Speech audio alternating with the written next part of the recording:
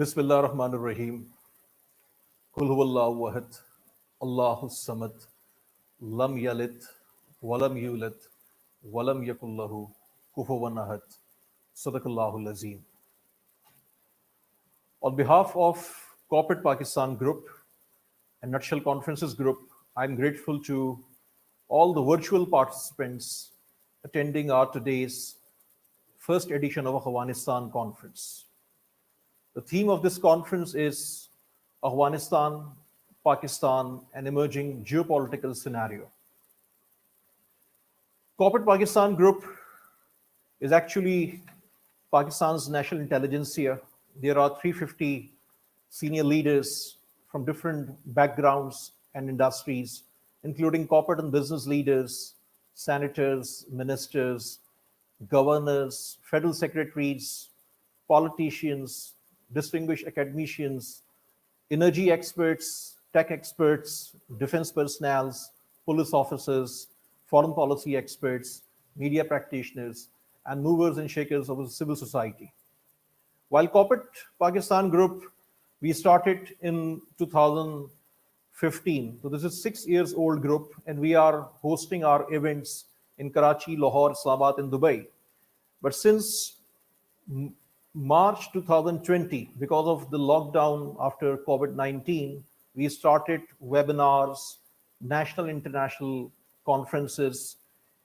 And this COVID was a real challenge for all of us. But because of this technology, now we are able to engage the global audience through this digital platform. So our today's conference is live through Facebook page and YouTube channel of Nutshell Group. From all over the world, there are a few thousand individuals attending today's conference because this is a burning issue after the recent happenings in Afghanistan. I also want to acknowledge Nutshell Conferences Group.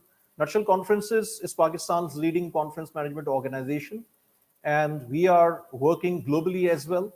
We are hosting global leaders in different countries. We are hosting conferences and seminars and webinars in different countries. Our another firm is Nutshell Communications Private Limited, managing the communications and media management of several corporate organizations. So our today's conference is actually 4 hours conference, and this is inaugural session. In our inaugural session, keynote speaker is my favorite Senator Sherry Rahman. She is the chairperson for Foreign Affairs Committee, Senate of Pakistan. She is founding chair of Jinnah Institute. She also served as Pakistan's ambassador in the United States of America. She also served as Federal Minister for Information and Broadcasting. And second speaker for this inaugural session is our very active member of Corporate Pakistan Group, Dr. Shiri Mazari. She is the Federal Minister for Human Rights. So Senator Sherry Rahman is here, and I want to request Sherry for her opening keynote address for Afghanistan Conference. Thank you, Sherry. Please unmute your voice. Ji, Assalamu alaikum and good afternoon to all viewers and listeners. First of all, let me take the time to an opportunity to thank the Nutshell Group and the corporate group as well. And of course, particularly the dynamic Asfar Ehsan, who always demonstrates great facility and particular opportune timing in recognizing changes that confront our world, particularly the rest of the world as well, and has pivoted everyone's attention on today's conference. So without much ado, I'm going to say that there is a lot of, there's a great deal of flux in this current situation. And what we can do is what I can do is address some of the key areas of concern for like 10 to 15 minutes and give the rest of the time to an interactive discussion, which I think will yield a great deal. Now, firstly, why is everyone so concerned? Well, the very dramatic fall of Kabul, followed on the back of stunning Taliban victories, has actually pivoted the world's attention on now what is being called the most existential event of the 21st century. Why is it being called the most existential event of the century? To rival the pandemic and others is because it brings with it many changes, including those that we see very much that are front and center on our minds is the humanitarian crisis unfolding in Afghanistan, some of which we can see and most of which we cannot actually see. So one of it is that, but of course, broader structural changes include the return of geopolitics, in my mind, and the reemergence of great games, which whose wheels were already turning, and have now will come up front and center as we see one great power, once the sole superpower, the United States, retreat in what really looks like a ground zero of American foreign policy intervention. Now, I am not going to get involved with anger as a policy or subscribe to extreme views which lend themselves to a bit of lazy intellectualism and conspiracy theories. So, but we can, of course, discuss them because everything should be on the table for policymakers and thought leaders such as yourselves. So, where one is, of course, the return to geopolitics and the great games I was talking to you about. Is it another Cold War which had already begun? It's different from the last one. Where will it go? How will it impact our lives? It's crucial to our understanding and reshaping of the world around us. Now, the second issue, of course, is the perils to stability of the region. Now, the region is clearly still assessing which way this will turn, which way Afghanistan itself will go, and much depends on what goes on in Afghanistan, right? And for Pakistan, Afghan peace and stability is vital and instrumental to Pakistan's peace and stability and a redefinition of all our goals as we've been trying to make for the last 10 years. Why is Afghanistan so important to us? Simple reason, and not just to the region, particularly because we share that very long porous border. It has, of course, been fenced, but we have a history of looking at and understanding events as they unfold. And we have seen that what goes on in Afghanistan does not stay in Afghanistan. That's very clear. It blows back into Pakistan, particularly Karachi, which is the largest Pashtun city in the world, more than Kabul and Peshawar combined in terms of Pashtun populations. And much of the influx has come during the last anti-Soviet jihad as we were part of it. So those are large defining events that, not just infuse our memory of the situation, but shape our responses and worldviews. So what do thinking countries, polities, and policy elites do?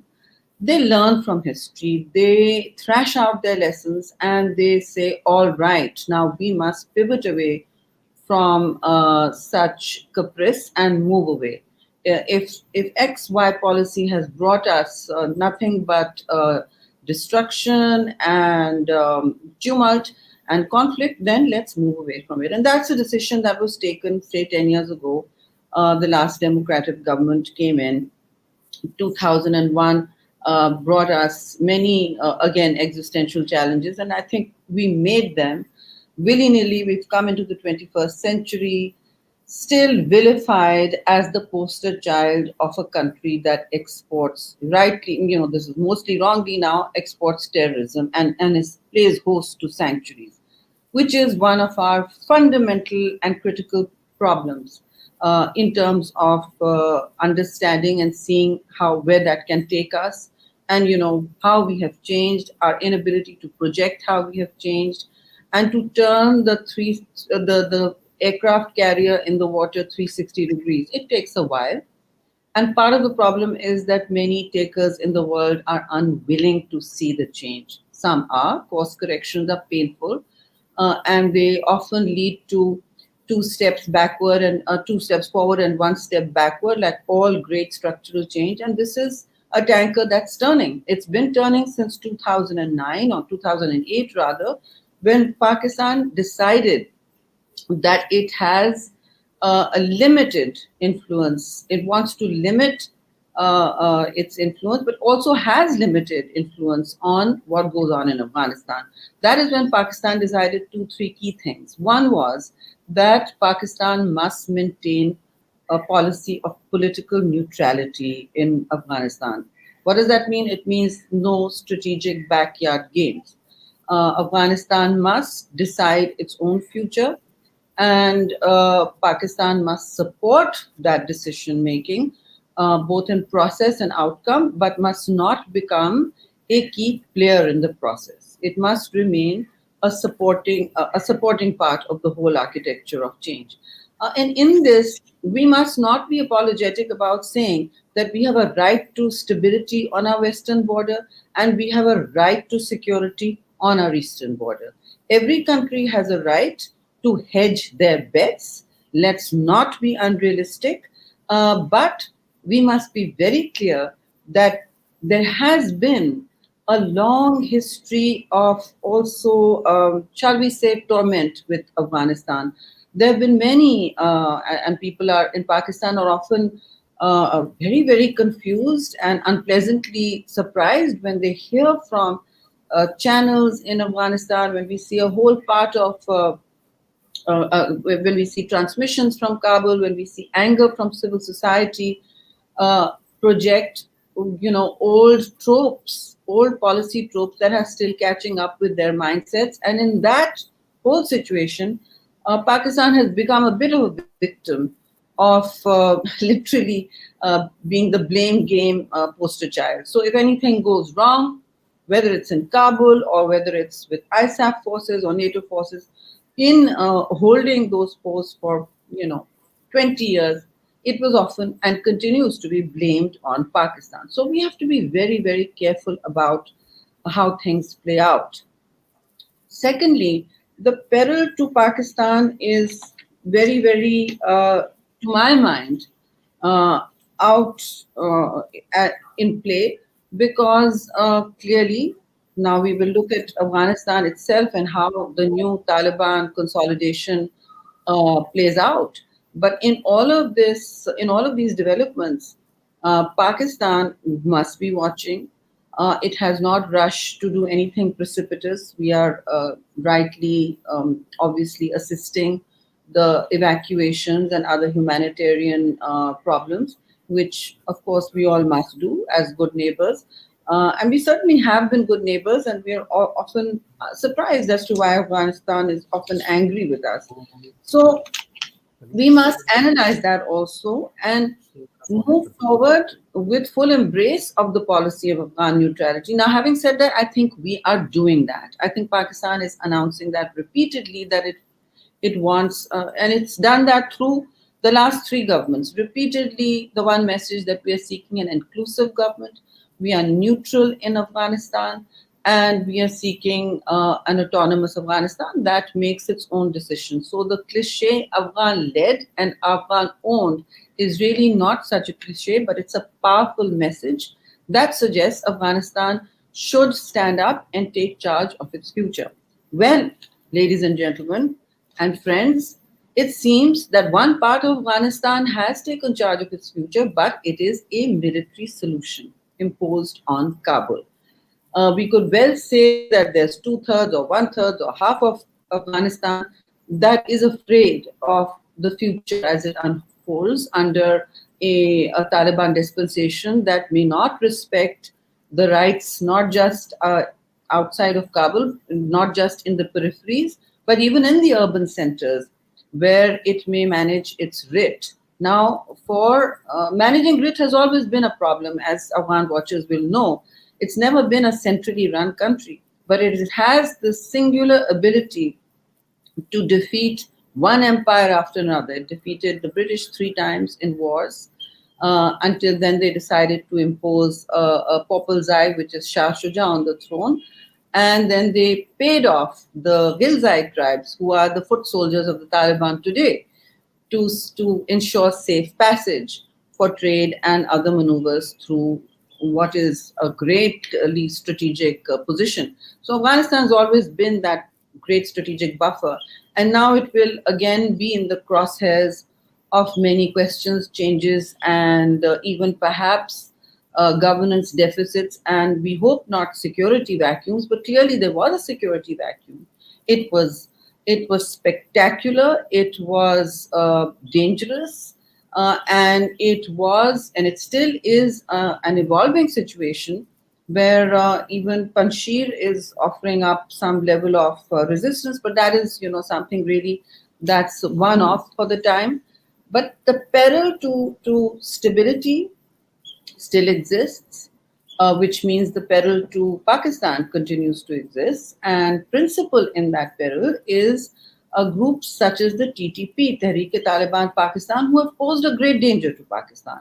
In the past, they have been the frontline terrorist group that has targeted not just girls' schools, but khankas, mosques, our military installations, hospitals, everything. You all remember those awful days from 2008 to literally 15, 16, when Pakistan conducted a series of military and kinetic operations against violent extremism, and actually quietly eventually won that war. We won all those battles. Some of those of hearts and minds, but mostly were kinetic. And for that, our military has been fairly successful. It has been at times, counterterrorism is often like, eating soup with a fork. But all of that, these are not set piece battles, which is why, all national security analysts look at Afghanistan as very difficult terrain, the mountains, the way the locals fight, and of course their interest, their strong attachment to independence, to Afghan identity, and to resisting occupation are one of the reasons we saw the Afghanistan National Security Forces melt away with little resistance. That's one of the reasons. You can look at the SIGA reports, the corruption, and then of course not knowing who they fought for. Back in Pakistan, this was quite, by the way, predicted with some trepidation. Many of us thought that civil war would not be long, if at all. There was skirmishes and bad ones for a few days, but it was not protracted. That does not mean, however, that all of Afghanistan has been pacified by the Taliban. Make no mistake, it has not been pacified, and never fall into that trap of believing your own biases. Okay, so it has not. Afghanistan is very multi-ethnic, and what unites them is their very strong sense of Afghan identity, which that unites them. They will resist colonialism. Or many of them see benefits to being allies with a developed economy and culture such as the United States, and of course the 42 other NATO countries that were occupying, but they were occupying powers. And there were hardly any rules of engagement on the ground that matters when a night raid hits your house. Well, and there's very little, there's little picking and choosing. Then, of course, the arbitrariness of an Afghan citizen, average Afghan citizen's universe falls apart. Afghan fragility will also continue to haunt Afghan economic and otherwise, to haunt Afghan consolidation as a government. And that is one of the things that the Taliban are struggling with. They are also struggling. They will have to struggle with core state function. Who pays for core state function? Afghanistan was and continues to be dependent on foreign aid. Huge percentages, over $9 billion of its reserves are in the American Federal Reserve, which, as you all know, are frozen. So while there's a huge cash economy floating around, none of it will be able to be managed by the bank as monetary policy to lower inflation. And you may see runaway inflation, you may see a governance and stability vacuum, which you're already seeing. I mean, Kabul airport is still being managed by a group of foreign nationals, including Turkey and others, and the United States and the UK. So, still you see an inability. You'll see that the Americans are writing in their advisories that they cannot guarantee safe travel or access to Kabul airport, which they're trying to control. But even that is proving difficult, as I mean, heart-rending pictures have shown us. So it's not going to be as easy as we think. Managing a negotiated settlement has never been easy in Afghanistan, and it will best be done by Afghans. Right now, some part of Afghanistan also failed Afghanistan. Let's be very clear about that. And I don't want to get in the business of pointing fingers, but I think what we do need to look at is, as we watch and see the situation change, is where is what are Pakistan's stakes? Again, their peace. How will there be peace? How will we prevent a critical massing of the TTP groups such as Islamic State in Khorasan, IKIS, and Daesh, which are also known as Daesh? The subnational Baloch groups. You are already seeing blasts in against the Chinese. You've seen Dasu, then yesterday we saw another terrorist attack. So there are already spillover effects. Some people may say this is arguable, but I'm very clear that there are spillover effects into Pakistan already of instability and no notion of a central authority. There wasn't a central authority for a long time, especially when the drawdown began last year. But the point is, when there is less and less of a central authority, then the eastern and southern provinces that border Pakistan become restive with groups that have migrated from Syria, Yemen, Libya, and they find a good home there. There are weapons, there is cash, there is a lot of covert games also going on in that region, and I won't mince words. There have been for a long time, and there have been many spoilers to this game, not least of them being India, because it is supremely unsettled by what has happened in Afghanistan, and its evacuations are continuing. But as you know, there are other countries that have kept embassies open: the Chinese, the Russians, obviously the Pakistanis, and the Iranis, who have also hosted many refugees and are continuing to do so. Regional countries have a high stake in Afghan stability, which brings me to how the Chinese and the Russians see it.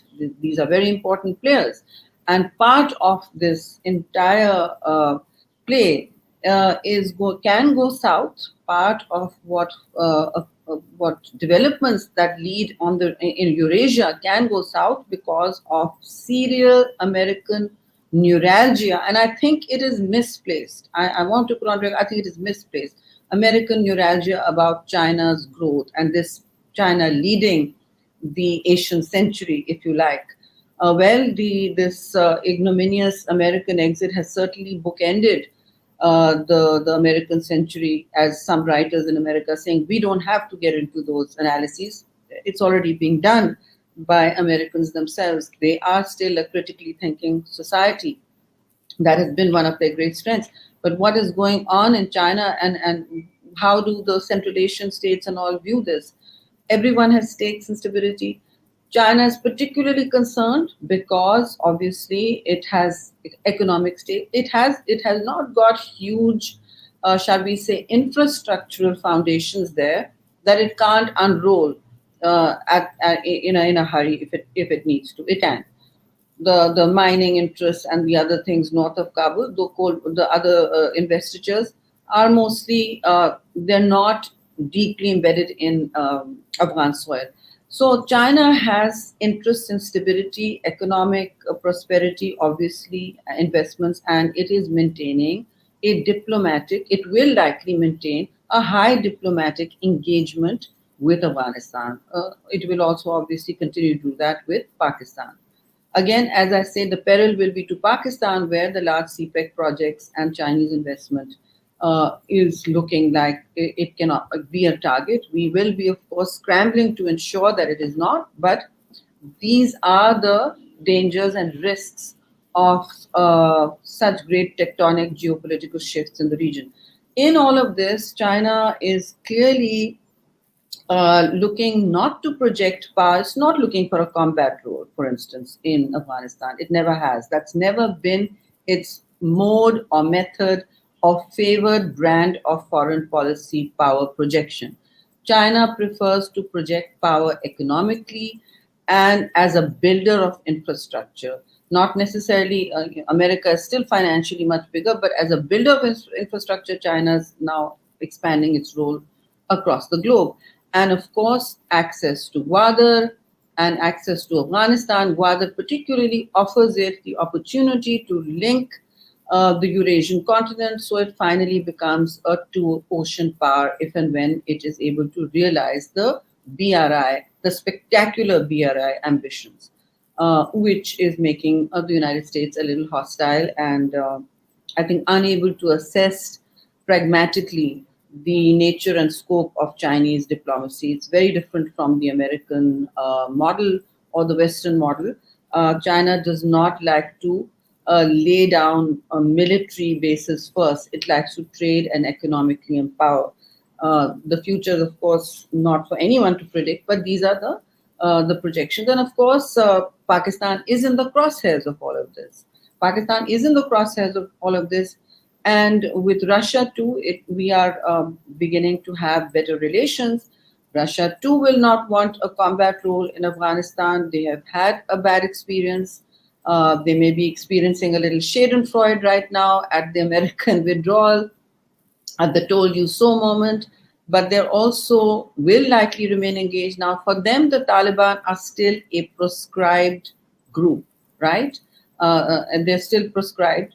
And what they are doing is, yet from 2018, they have remained extremely engaged with all groups in Afghanistan. They have hosted conferences. Moscow is part of the Troika Plus arrangement, which is China, America, Moscow, and of course Pakistan with Afghanistan. And this can pave the way for a future agreement of what benchmarks one must get into in terms of, the first question will be recognition of who recognizes Afghanistan's new government and on what terms. So I think the UK already has had a session of parliament. Of course, Pakistan hasn't. The UK has had its session and it's been setting the tone for others, for other Western partners. It's by saying that we will work towards common conditions about the conduct of the new regime before deciding together. The key word is together, whether to recognize and on what terms. Now, why would Afghanistan kill itself wanting recognition? It does because it needs to deal with the multilateral community, especially for financial and other gains. How will they do in terms of this with China and Russia? Well, Russia, as I said, will not want to have a combat role like Turkey or Iran. Iran has different stakes. They also have, there are many now Persianate Taliban in their shura, at least 1/4 of it is, unlike before. And but Russia has had that profile of wanting to keep being the net security provider in the Central Asian region, particularly Tajikistan, Uzbekistan, and Turkmenistan. And it's been conducting very clear military exercises with these three countries in the past few weeks to very clearly show and exhibit muscle and that it is vigilant in its area, or rather sphere of influence. And for China, the worry, of course, is the Xinjiang province, where the Uyghurs can create a great deal of unrest. And worryingly for them and for everyone else, including Pakistan, the Eastern Turkmenistan group, the ATEM group of rebels and terrorists that strikes at the soft underbelly of China through Xinjiang and has in the past been impacting Pakistan too, has been taken off the UN and American lists for terrorism. So it's been delisted. It is free to operate now. So that has its own ramifications, right? And we can think about those and talk about those in the future. What will our relation be like with the United States? I'm going to just close up on that. Well, I mean, I think the United States, there can be worst case scenarios, but we must not get caught in enjoying the fall of Kabul as a fall of American power. I don't think that is where we should take it, because we need to stay diplomatically engaged with the United States. We need to understand they can be managed as frenemies, friends, but enemies is of course the worst situation. Uh, India is weaponizing the hashtag sanction Pakistan. This hashtag is the new headline of the 21st century, as you know, so it can be very perilous for Pakistan. And we will have to watch where we go. The rise of violent extremism can be exported to Pakistan if the Taliban 2.0, as they like to call themselves, are not able to consolidate power with ability to control the battlefield commanders who are often, as far as women and minorities are concerned, are often displaying different tactical outcomes than those that the Taliban spokesmen are at great pains to curate. There is a strong curated rebranding network narrative coming out of the Taliban 2.0 that we will respect the rights of women, we will respect minorities, we will be inclusive, and we will not let our territory be used for attacks on other countries. How they manage the gap between this messaging and very painstaking messaging and what plays out on the ground, time will tell. Very often we are seeing situations where that is not the case, but we must give the whole, I think, the whole dramatic turn of events some time for consolidation and some idea of what terms of engagement most countries will evolve, other than supporting peace and stability in this war-torn country. They've seen war for 40 years. The heart goes out, particularly to women and children. And we hope sincerely that they're able to restore some level of peace and the sharing of power between different ethnic groups in Afghanistan. Thank you, Sherry Rahman. Two or three quick questions with you because of very limited time with Yeah. us. What lessons can the world learn from America's war in Afghanistan, in your view? Well, first of all, I think the world is right now still assessing what just happened here. The actual term is what just happened, and so are the United States. I mean, we can go into endless deconstructions of what happened, and I think we will. I think we all will because learning from history is crucial to avoid repeating it. And one of the things that the world, I think, is looking at is in a bit of also recoil right now from Afghanistan or meddling in Afghanistan, is that this country will not accept colonization in any long term. I mean, it has for 20 years, but it kept the resistance continued. It could, and you saw the asymmetry of power over there. Power alone, the big message is that power alone is not ever enough to subjugate or pacify societies, particularly like Afghanistan, which are very proud and tribal, and they may end up fighting with each other, which is again a long history of theirs. But they will fight a foreigner before anything else. They may find collaborators, but they will fight a foreigner, and they have that.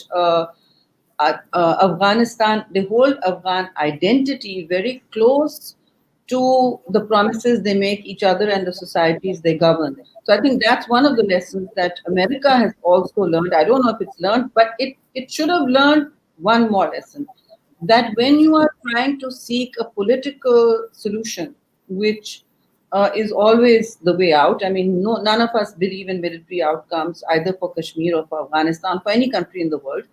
Then you do it when you have, and there are kinetic forces on in the field, and the ISAF and the United States have had military forces in great number in Afghanistan for 20 years, over 42 countries, right?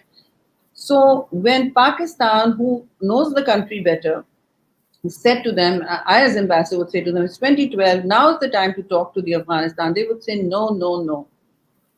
We are in a position of strength. We don't need to. We are going to soften them by battling them on the battlefield. And we would just say, look, the Afghan ambassador is with us. This is the time to do it. They have the clocks, as you know, etc., etc. You have the clocks, they have the time. And so when they've started negotiating, timing is everything in battlefield and political equations. When Mr. Zalmay Khalilzad started talking in 2020, the Taliban had the advantage, had the clear field advantage, and American and military and NATO war fatigue had completely set in. There was no appetite to be deployed in Afghanistan anymore. And what was the message to the rest of the world? I wrote, and this was February 2020 when the deal happened, 29th February, the Doha Agreement. I looked at it and I've written on Twitter many times since then. I've said it in Parliament. That was never a peace deal. We were all euphemistically calling it that. That was America's exit agreement. And that was between the Taliban and the United States of America. So they don't have a Saigon moment. But as it so happens, they had their Saigon moment, as someone says, Saigon on steroids. And so I think there are powerful lessons for the Americans to learn. They have not also engaged with the American war like they engaged with the Vietnam War. That time there was a draft in place. There were 1.7 million Americans in there. The world right now is just processing the speed with which the Afghan National Security Forces fell like dominoes, the provinces, how fast they fell. So they're processing that, but I think the lessons are very clear and the writing is on the wall. But I think what's important for us is to protect Pakistan's both image as well as policy and people. That is the point of foreign policy, to protect your population, your stability, and your sovereign territory. Should be our first concern. Thanks, Sherry. And another question is that can Pakistan expect destabilization and security challenges with the new Afghan setup? What should be Pakistan's focus now, and how can Pakistan create more space for themselves in Afghanistan? See, we definitely need to engage with all groups in Afghan society, and we've had a history of division there, and I think that it will take many more years of sharing our bona fides, that we are not here to provide military support to any one group that is seeking preeminent political and military power in Afghanistan. So I think that's something we have to prove to the Afghans, and some have learned that. They have particularly learned that Pakistan does not have an appetite for ducks and drakes, playing ducks and drakes in the strategic backyard. And what would be, I mean, we have been providing refugee, of course, comfort for years. We have been providing some level of aid, but we must also develop the capability of responding to their asks, okay, to their development asks, as opposed to just military and political asks. And there are a lot of those. So we must develop that capacity and engagement with Afghanistan, engagement across the board, whether it's webinars like this or people wanting to just listen to their complaints. We must not respond in anger. We must not, because history is viewed differently from each individual's side of the bed they wake up on, what they experienced the night before. There was a night raid. If they thought Pakistan was allies, well, so it's a very complex terrain. We must not respond in anger. We must respond with patience, and we must continue across the board political engagement with all Afghans and try to ensure that they're able to decide their own, hopefully, democratic future. I have concerns because we're hearing that they say that it won't be a democracy, and well, that's for them. And then there's talk about a 1964 constitution, which is a monarchy. That's for them to really decide in the end. But we have to overcome the bilateral fragility that has become the new normal. We have to change that, and I think we can all work towards that across the board: civil society, thought leaders, governments, and of course, militaries. Thanks, Sherry, for your excellent session with us. And Sherry is actually a very active member of our Corporate Pakistan group as well. And for the inaugural session, I specially engaged two women leaders, Sherry Rahman and Dr. Shiri Mazari. So, Sherry, thanks to you. And next turn is with Dr. Shiri Mazari and another CPG member. Thank you very much, Sherry. So, Shiri is here.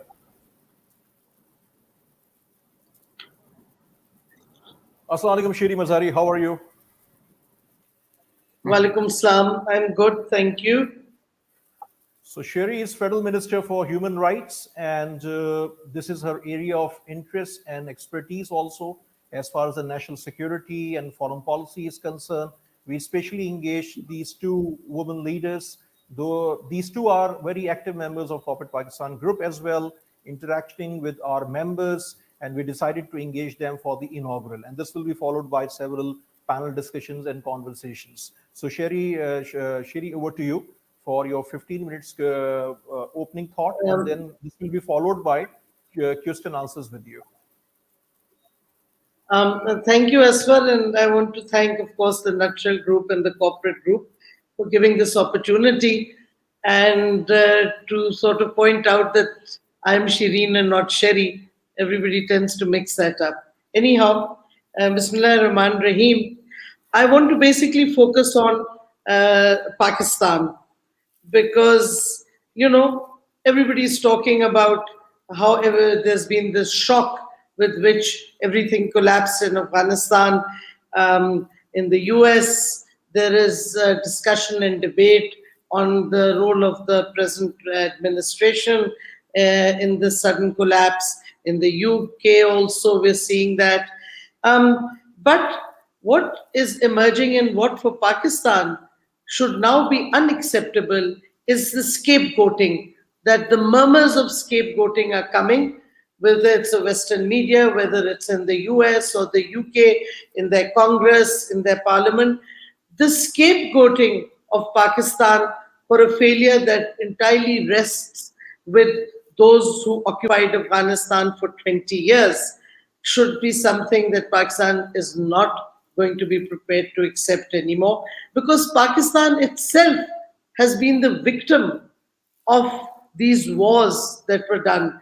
First, when the Soviets came into Afghanistan and Pakistan was brought in, and we trained Mujahideen with the help of the CIA, so to fight what we were told were foreign invaders, and we were seen as collaborators, therefore, and we suffered the wrath of that. We had armed Taliban groups rising in Pakistan. We had terrorism coming in, militant terrorism coming in, polarization of our society, the drugs and Kalashnikov culture, as many people called it. And of course, we also have been, and then we had, of course, 9/11. And again, we were brought into a war that our Prime Minister has consistently stated for decades was not our war. And he has consistently stated that there would never be a military solution to a peace in Afghanistan, and that's exactly how things have followed. And when he advised the Americans earlier to have a dialogue when they had more strength, when the date of withdrawal had been given, nobody listened. And at the end of the day, the US did dialogue with the Taliban. The US had a Doha agreement with the Taliban. And of course, that was done from a weakened position. And then, of course, they put pressure on us to release the Taliban leadership. Mullah Baradar was released on the US's pressure and insistence as part of the deal that they were doing with the Taliban. And what happened, frankly, at the end of the day, I think there wouldn't have been any other outcome, even if the US had stayed on for another 6 months. Once you had the agreement, and once you found that you really didn't do any state structure building, you didn't do any nation building. A lot of money was supposedly going into the Afghan National Army, but at the end of the day, where did the money go? What happened? Where was the training of this ANA, which just collapsed? They were not prepared to fight.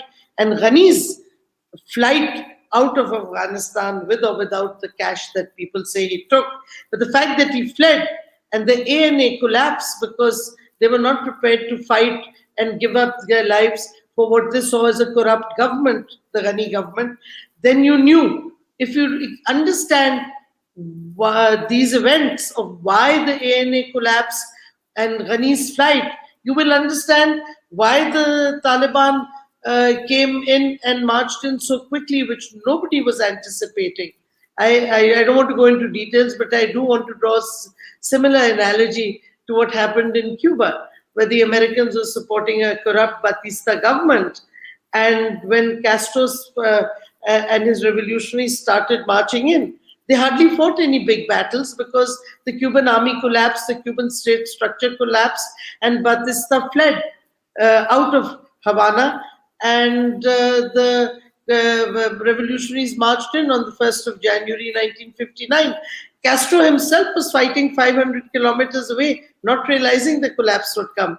So there is this similarity of, when you're putting your money and not even assessing where it's going, how it's being spent, and if it's only bolstering up a corrupt government where there's no infrastructure development at all, where the military may be getting arms and so on, but where is the military's sense of camaraderie or the sense of institutional commitment? You don't do any of that, and you think just pouring in money will resolve the issue. I'm afraid that's not what happened, and that is where the answer lies. And if now all the failures on other people's part is going to be put and Pakistan is going to be scapegoated, this is not going to be acceptable at all. Because and by the way, Pakistan is a country that has been abandoned periodically by the US. The only interest the US has ever had in Pakistan is when it has other regional interests in our area. And then we're abandoned. And then every time Bush said, we will not abandon Pakistan this time. And lo and behold, what happened at the end of the day? We were sanctioned after helping and supporting the Americans. So we have had enough of blame games. We have had enough of scapegoating. And I also want to point out just a factual thing, that there was no Pakistani involved in 9/11 attacks at all. And yet we suffered. As I said, we became looked at as collaborators, and nobody should underestimate the power of Pashtun nationalism. And once it's mixed with the jihadi spirit, it becomes indomitable. I mean, nobody should underestimate Pashtun nationalism. And unfortunately, for 20 years, this was never understood by NATO and by the US. And Pakistan not only went into a war which was not its war, it lost 70,000 people. Its economy was destroyed. There was more polarization. More refugees came in. We had the Afghan refugees coming in at the time of the Soviet invasion. We had refugees coming in after 9/11, and very little international support for those refugees. And the worst of it was that at then tribal areas, now they're part of Khyber Pakhtunkhwa, but being destabilized, especially because of drone attacks. Hundreds of drone attacks on Pakistan by a country that was supposed to be our ally. After all, the US had not declared war on Pakistan, and yet it was raining bombs through drones on Pakistani soil and territory. So this is something that Pakistan has suffered. As the Prime Minister keeps pointing out, and we believe this strongly, that we have been victims of these wars that are being fought. After Afghanistan, Pakistan is the country that has suffered the most because of these military occupations and military invasions, or however well you like to see them, whether it was the Soviet Union or whether it was US NATO. So there is, and now what are we seeing? I think the Taliban, let's be fair, the Taliban today in their statements and in their actions so far are very different from the Taliban that were there earlier, ruling Afghanistan. For one, they have categorically stated that they want an inclusive government.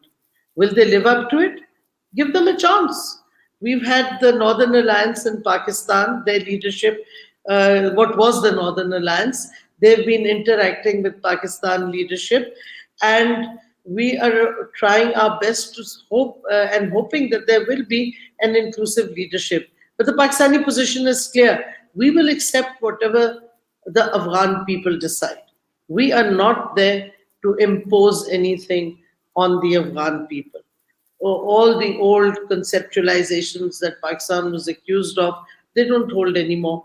As Sherry Rahman pointed out, this is the third government that has made it clear that we want an inclusive government, that we want what the Afghans want, and that we are not going to impose, neither do we have the power to impose, and that there is no military solution, and there never was a military solution.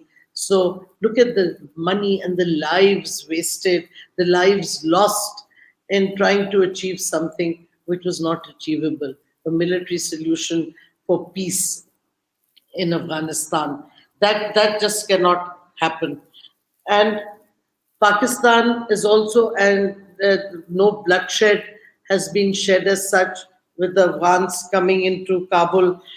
And what has been very encouraging is a very clear-cut statement by the Taliban that they will not allow their territory to be used against any country, and that there is no place for an armed TTP, the Tehreek-e-Taliban Pakistan, in Afghanistan, because that has been one of our major problems with the previous Afghan government, where India was given a lot of space to fund TTP and other terrorists targeting Pakistan from Afghan soil. So, in Pakistan, from a Pakistani perspective, one of the major positives to come out is the fact that the Taliban are going to put an end to it. We will wait to see whether they live up to it, to the TTP militarization, and to other terrorist groups. The Chinese have a problem with the ETIM, East Turkmenistan group, terrorist group. And that will be of great comfort to the Chinese also, because one of the major problems that our countries surrounding Afghanistan face is terrorism coming from Afghan soil. So the fact that the Taliban have said they will not be, they will not allow their territory to be used by these terrorist groups against the neighbors or by any country is a very welcome position for us. And of course, equally important and very comforting, although we have to see how it's operationalized, is their commitment that they will not place restrictions on women and girls and minorities. We saw Shia during Muharram, the majalis and processions taking place, which was welcome after the initial problem in Kabul, where they took down some Shia flags, religious banners, but then there were the Jalus, as it's called, or the processions and the majalis were allowed, and they took place, and there were large numbers there of Shias who went and participated. So that initial move was, this has been a positive development. Girls are going to school. They've been asked to cover their heads, not wear hijab or any full hijab or anything. I don't know. The point is, if it does not impede women working and girls going to school, then there are countries in Europe that don't allow Muslim women to dress as they want. In fact, they cannot go to school, they can't work in public places, and they can even be arrested. So there is that law which some of us have protested about, but that is the law of that country. And maybe not more than one European country. I don't want to get into name calling here, but there are laws restricting or suggesting dress codes for women in so many parts of the world. I personally feel it's not a good thing. But if the Taliban, if they form an all-inclusive government, and if by consensus they decide to have this, and if they do not impede women's participation in public life, they do not impede women schooling, then we'll have to see. And I think this is also a positive sign. And so far, schools have opened again. We're seeing women anchors and women coming, and newscasters coming on at least one Afghan television station that one has seen. So these are positive early signs.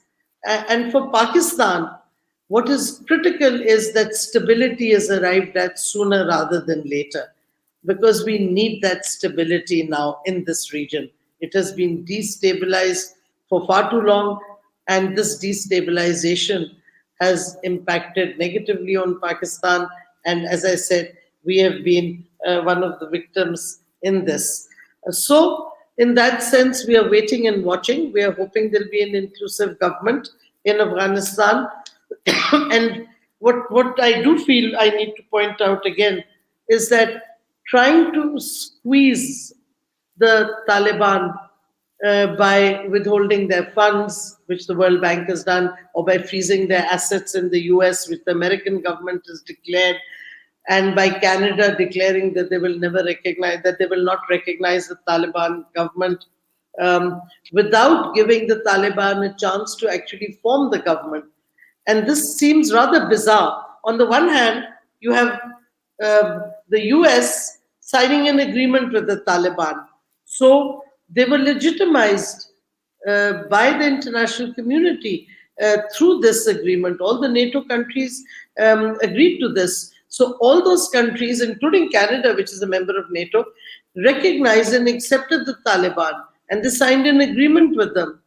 So on the one hand, you do that, and then on the other hand, you say, oh no, we can't accept the Taliban and we're going to freeze their funds.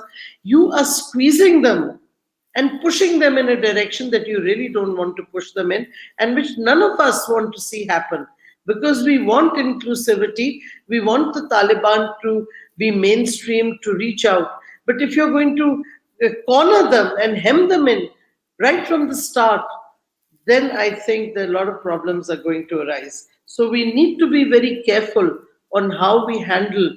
And I think Pakistan has made clear that it will work for a consensus with other neighbors. And there is the trilateral meeting, plus the 3+1 meeting is about to take place. Our foreign minister, as I speak, is traveling to the Central Asian states. So we believe that there should be a consensus, including on recognition. We believe that there should be that the Taliban should be encouraged to live up to their commitments that they have made about inclusivity, about protecting the human rights of minorities, women, girls. We need to encourage them to live up to the statement they've made about not allowing their territory to be used for against any other country. So we should encourage them to move in that direction, to show by their actions what they have said in their statements. And as Sherry also pointed out, one thing is certain: the regional dynamics and the security dynamics have altered tremendously.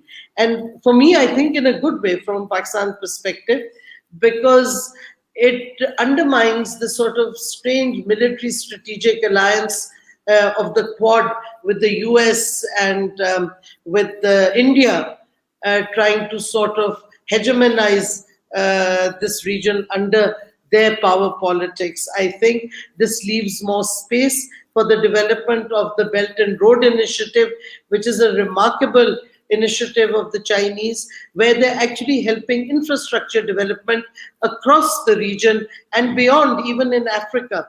So I think that over the coming years, we will see a shift in the strategic dynamics, where the military-centric approach of the US and India will not be the dominant strategic factor, and the regional states will focus more on geoeconomics, on development, and will not be impeded by occupations and by, as I said, the military strategic unidimensional approach that unfortunately the US and its NATO allies adopted. And again, I just want to conclude by saying that for Pakistan has to be the first priority. We have been victims of what has been happening in this region for far too long, and we are not going to let ourselves be scapegoated, because enough is enough. We will look after our own national interests, and that is how our Afghan policy will be defined. Thank you. Thank you, Dr. Shiri Mazari. My first question to you is that will Pakistan be among the first to recognize the Taliban government, provided the transition of power is negotiated and without significant violence? I think Pakistan will recognize along with its allies, especially its regional allies. I don't think there will be a unilateral recognition and Pakistan would be alone and the first. That I don't think is going to happen. Okay. So, will the CPEC and One Belt, One Road project be expanded to include additional major infrastructure in Afghanistan? And will the Chinese increase the scope of their collaboration with the Taliban government? What is your view? I think if the Taliban deliver on their commitments, especially vis-a-vis terrorism, uh, there's no reason why the Russians and the Chinese will not increase their economic involvement. And of course, for CPEC, that would be tremendous because then you have this whole linkage going into Central Asia, going out of Pakistan into Iran and beyond. So, in that sense, the potential of development for all the countries in the Belt and Road Initiative will be tremendous. And I think the Chinese have so far shown that they will look at what the Taliban are doing and be ready to invest in Afghanistan. Thank you. I want to know your, please summarize the session, and I want your closing remarks and your few recommendations for the government of Pakistan. The foreign minister is on the visit of Central Asian countries right now. You are also in interaction with the government and the prime minister. But what are your closing remarks? What are you, for the future of Pakistan? Are you asking me? Yes. Okay.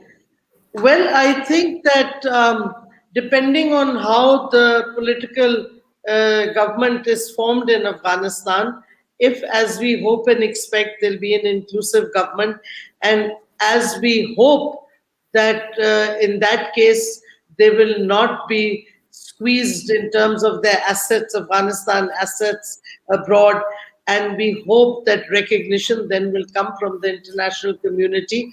If these things happen as we hope and we expect, because we are seeing the Taliban already talking to have an inclusive government, if there is an inclusive government, that would be the first step towards showing their intent to the rest of the world. So that will be very critical. Equally critical will be how they protect the human rights of women, children, and of course the minorities. And the chaos at Kabul airport, unfortunately, because the US controls the inner perimeter of the airport, was largely due to the fact that everything collapsed with Ghani's departure. And it's very unfortunate how that US plane took off with people dying to their deaths from the air. It was inexplicable how a plane would take off in that situation. But hopefully the US will investigate what happened. But I see that if we look at it positively and we sort of encourage what the Taliban have said so far, and we encourage the Taliban and the other parties to dialogue and form an inclusive government, I think things will improve in Afghanistan. People say, that, oh, this is not liberation. But if getting rid of the Soviets was liberation, twice the Afghans got rid of the British from their territory and said they were liberated. So if they've removed another occupation power, if it's not liberation, what is it? Is my question. So I'm hoping that there will be stability, and I'm hoping that the world will give the Taliban a chance if the Taliban continue to live up to what they've said they intend to do. One academic question with you, because you are expert on foreign policy and the diplomacy and the national security. How would you analyze the diplomatic strategy of the Taliban and how they have maneuvered in the last 5 years? Because actually this is a classic case study, how they maneuvered. Please answer. I think that the Taliban had a few advantages. They had time on their side. They are Afghans. They lived there. They were among the people. They had time on their side. And they waited and they watched, I think, the corruption that was going on, and the Afghans were getting disgruntled. And I think at the same time, the fact that they survived the military power of the US and NATO eventually brought them to the dialogue table. And I think that their political relevancy never died out.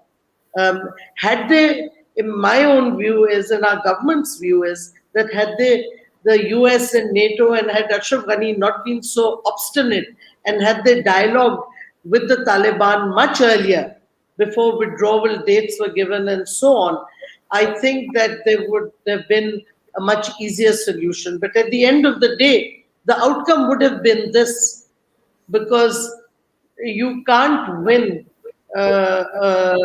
peace just through military occupation. You have to have people supporting you locally, and clearly the Taliban had that support because, like all groups, they lived amongst the people. I mean, people who fight unconventional wars, they don't have military rares. They live amongst the people, and that's what the Taliban were doing. So, like it or not, they had the support of the people, which is why the army collapsed and Ashraf Ghani fled. So I think that they you could say they played a good political game, but I think it wasn't a game. I think they did what they did best, and that was cultivate the people around them and bide their time, which they did very cleverly, I think. Thank you, Dr. Shiri Mazari. And ladies and gentlemen, this was our inaugural session for the Afghan Conference. Senator Sherry Rahman participated and Dr. Shiri Mazari participated.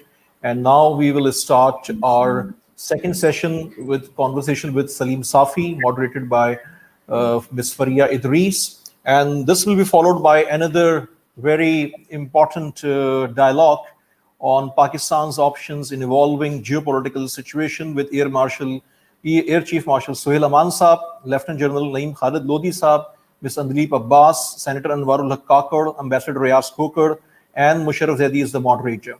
So Faria is here, and I'm requesting Salim Safi to please join us on the stage, and we will start the 20-minute conversation.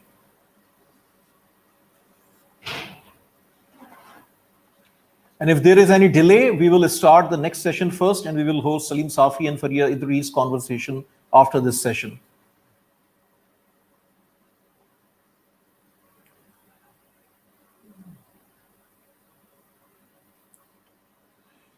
So let us start the second session. Our other panelists are here for the second session. Moderator is Mr. Musharraf Zaidi. He is also a CPG member. And our first panelist is Pakistan's former Chief of Air Staff, Air Chief Marshal Sohail Aman Saab. Our second panelist is Naeem Khalid Lodi Saab. He's defense analyst and also served as the caretaker defense minister for Pakistan in 2018.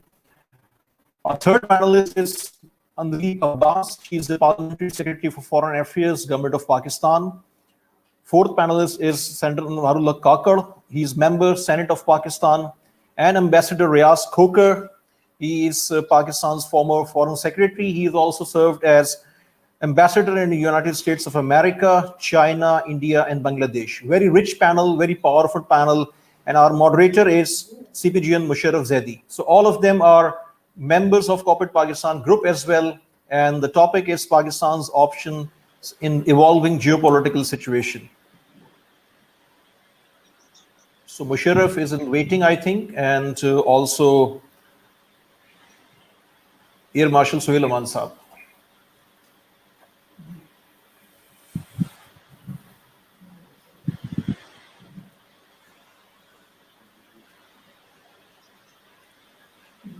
So this conference is live on Facebook page and YouTube channel of Nutshell Group.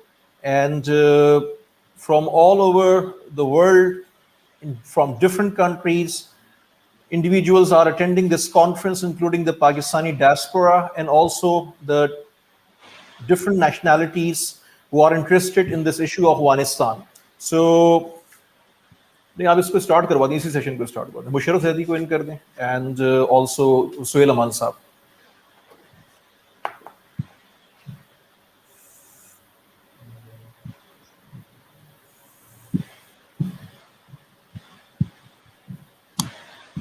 some technical glitches, but also this is a blessing also, technology, because within 6 days short notice we are hosting this conference while sitting in our homes, and we are connecting with the world, and there is a need to portray Pakistan's narrative all over the world, what Pakistan's foreign ministry is doing. Currently, Foreign Minister Shah Mahmood Qureshi is on his visit to Central Asian countries. This is testing time for the region, and inshallah, together with as United nation with committed nation, we will handle and manage these challenges very well. So let me request Ms. Andaleep Abbas, Parliamentary Secretary for Foreign Affairs, to please start from her opening remarks. The format is that Musharraf Zaidi is the moderator. He's joining us in a few minutes. So every one of you will start with 3 to 4 minutes opening remarks, followed by question answers with Musharraf Zaidi. Over to you, Andaleep. Thank you so much, Asfar, and it's great that so many august and experts and leaders and excellencies are here to talk about the most important topic, I think, in the world today, and that is Afghanistan. This is a truly historical moment for the world, and I think for the region in particular. And as they say that when things happen like this, they present opportunities and threats both, depending on how you receive them and how you act upon them. So Afghanistan, as you know, has been a melting hotspot in the geopolitical world.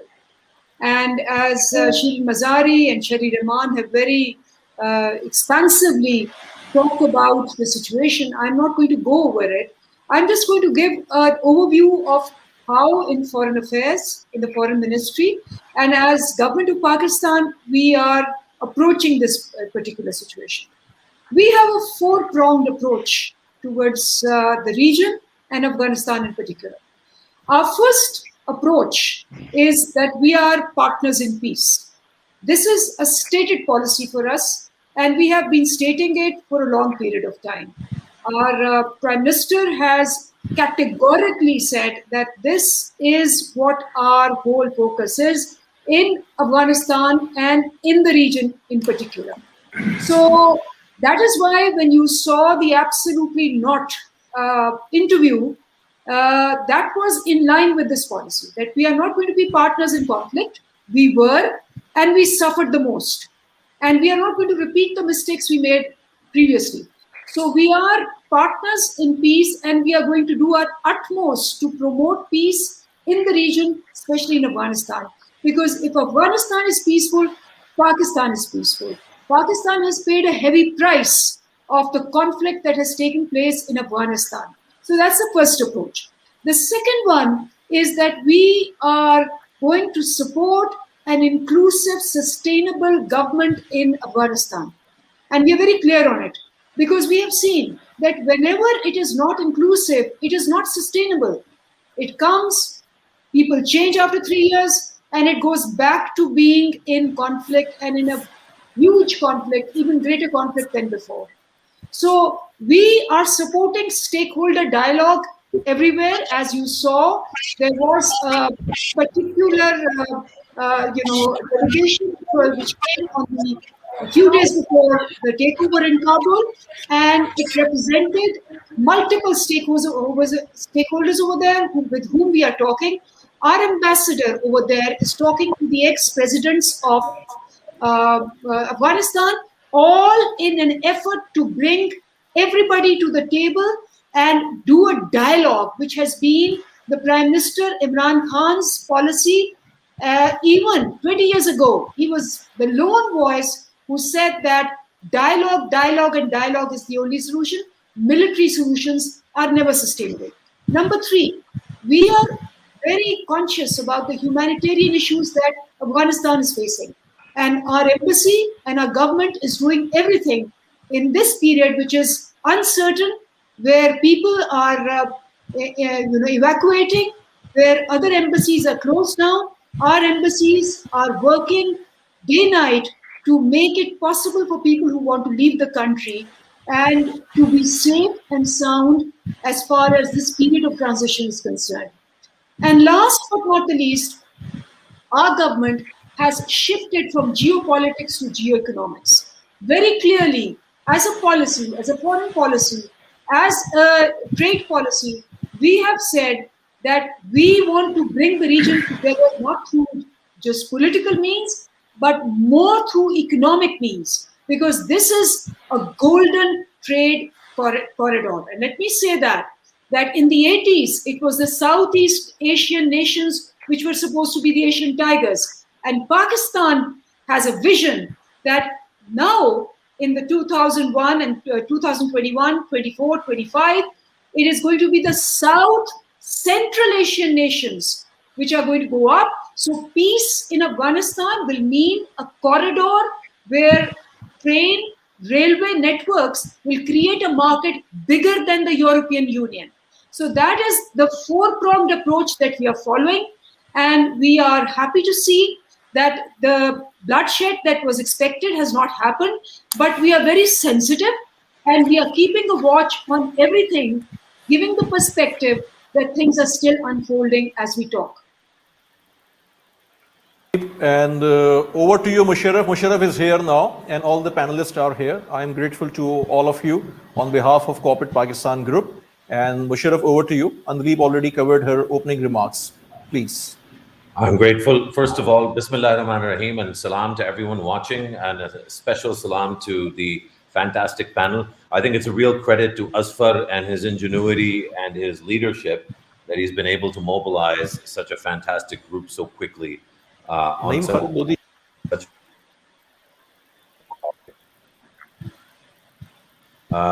if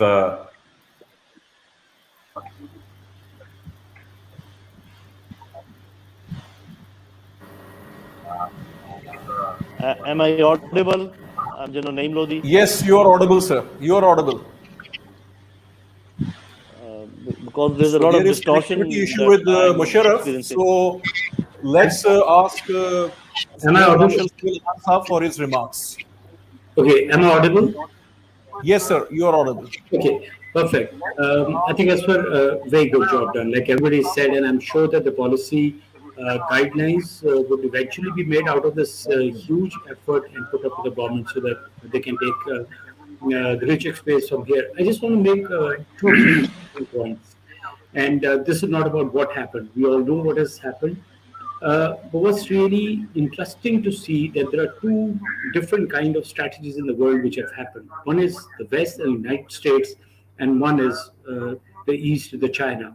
A slow, progressive. I remember going out to Africa about 2 decades ago, and the Chinese would go do mining, but still make small schools and the hospitals. And then they took on the BRI. And look at this approach, vis-a-vis being the unipolar world, America decided to handle everything by force. And then it's not sustainable. We saw it.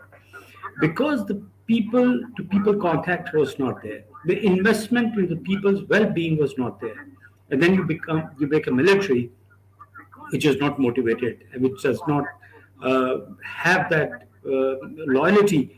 Everything crumbled because of these reasons. Now, it's very important for United States to look back and see right from the World War II to so many, I don't have to quote numerous, but if we spend trillions of dollars and I think not less than 7 to 8 million people killed, this is not fair. Where is it going to go from here? If the United States realizes and alters the course, if it does, that's something very positive. But if it is a situation where this is taken as a defeat, which is taken as a situation where there's supposed to be a reaction to it, and of course, please realize that this space is going to be filled up by the regional activity.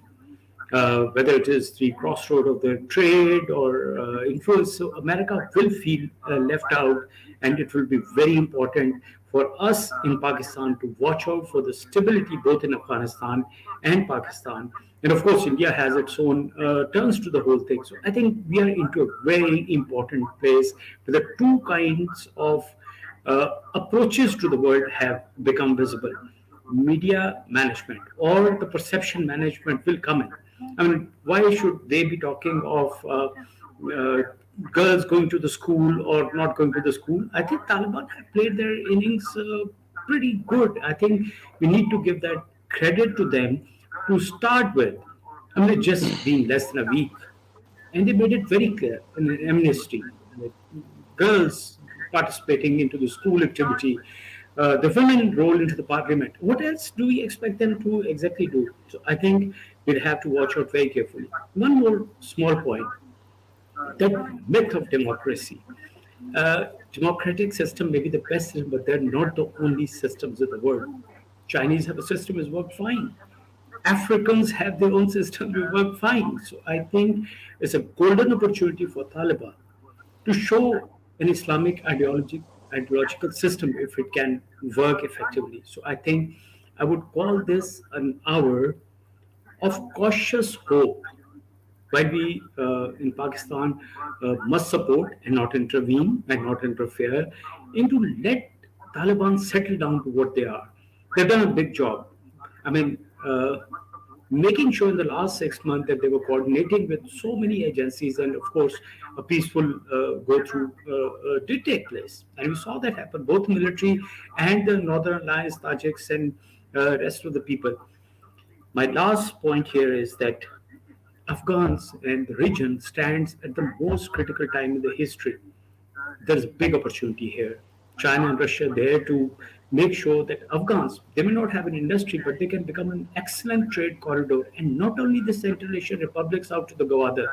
Look at where Gwadar opens to the Gulf of Hormuz, out to the west, and of course the Strait of Malacca to the onto the east side. So I think it's a big opportunity for Afghans and the region to realize a regional approach which can really work wonders to the whole thing.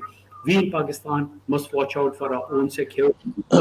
Indians are taken care of in case of some mischief on their side, which they've usually done. And we must support Afghans to stabilize into a broad-based and all-inclusive government.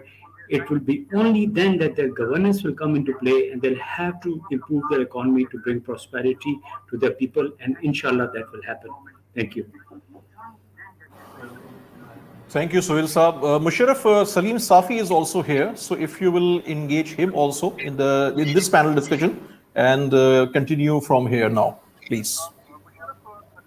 Zabardast, thank you. Bismillahirrahmanirrahim. Again, I apologize for the technical difficulty. We've had the chance to hear from Madam Andalib Abbas, who laid out the government's approach on this. I think a lot of credit has been given to the government, and more should be given for especially the last 6 months or so. There's been some incredible work that has gone into the Doha peace process from the Pakistani perspective. It was also interesting to hear former Air Chief Marshal Suhail Aman's views, some of which surprised me, and I'll come back to what surprised me, and perhaps we can talk more about that. I also had some specific questions for, of course, former Foreign Secretary and Ambassador Riaz Khokar, who's part of this group, Lieutenant General retired Naeem Khalid Lodi, former caretaker defense minister. He's part of this group, and so I'll come to him with some questions. And of course, my dear brother and friend, Senator Anwar Kakar, I'm going to come to him last because I think that the voice from Balochistan should have the longest.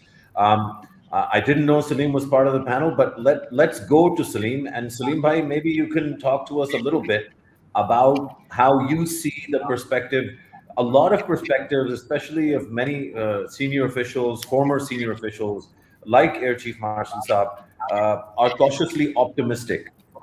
Some other folks in Pakistan and abroad are less optimistic. आप बताएं आपकी क्या कैफियत है? आप optimistic हैं या आपको लगता है कि 4 साल जो हुकूमत का मौका मिला था तालिबान को, उसमें हमें काफी जो झलक है या जो प्रूफ है कि तालिबान क्या है क्या नहीं है वो मिल गया था? सलीम साफी साहब।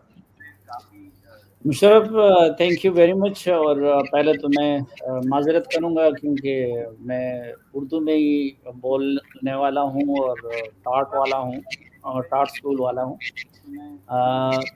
جو میری طالب علمانہ رائے ہے، ایک تو اس دوران میری گفتگو ہوئی جو ابھی افغانستان سے جو شمال کی قیادت آئی تھی، تو یونس قانونی اور کریم خلیلی، احمد ضیاء محسود، ان سب سے بات چیت ہوئی. افغانستان میں جو سورسز ہیں، یار دوست ہیں، ان سے بھی بات چیت ہوتی رہتی ہے. اور ابھی میں جو چائنا کے اسپیشل انوائے ہے افغانستان کے لیے، ان سے مل کے آ رہا ہوں. تو جو مجموعی خاکہ میرے ذہن میں بنتا ہے تو دونوں امکانات ہیں، حالات کے مزید خراب ہونے کا یا پاکستان کی آزمائشوں کے مزید بڑھنے کا.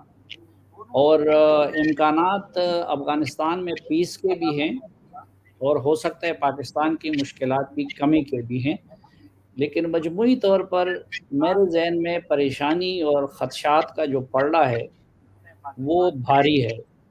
اور پاکستان کے اندر بھی ہمیں دو طرح کے نہیں ٹرینڈز وہ نظر ٹھیک ہے، لیکن وہ بار بار کٹ رہے تو پھر میں دوبارہ ٹرائی کر رہا ہوں، پھر میں آ رہا ہوں، تو درمیان میں پھر مسئلہ ہو سوری سلیم، یہ اپنا جنرل صاحب، ہاں اگر باقی سب کو ہم میوٹ کر دیں، سلیم اپنی بات پوری کر لیں، and then obviously I'll come to everyone انشاءاللہ.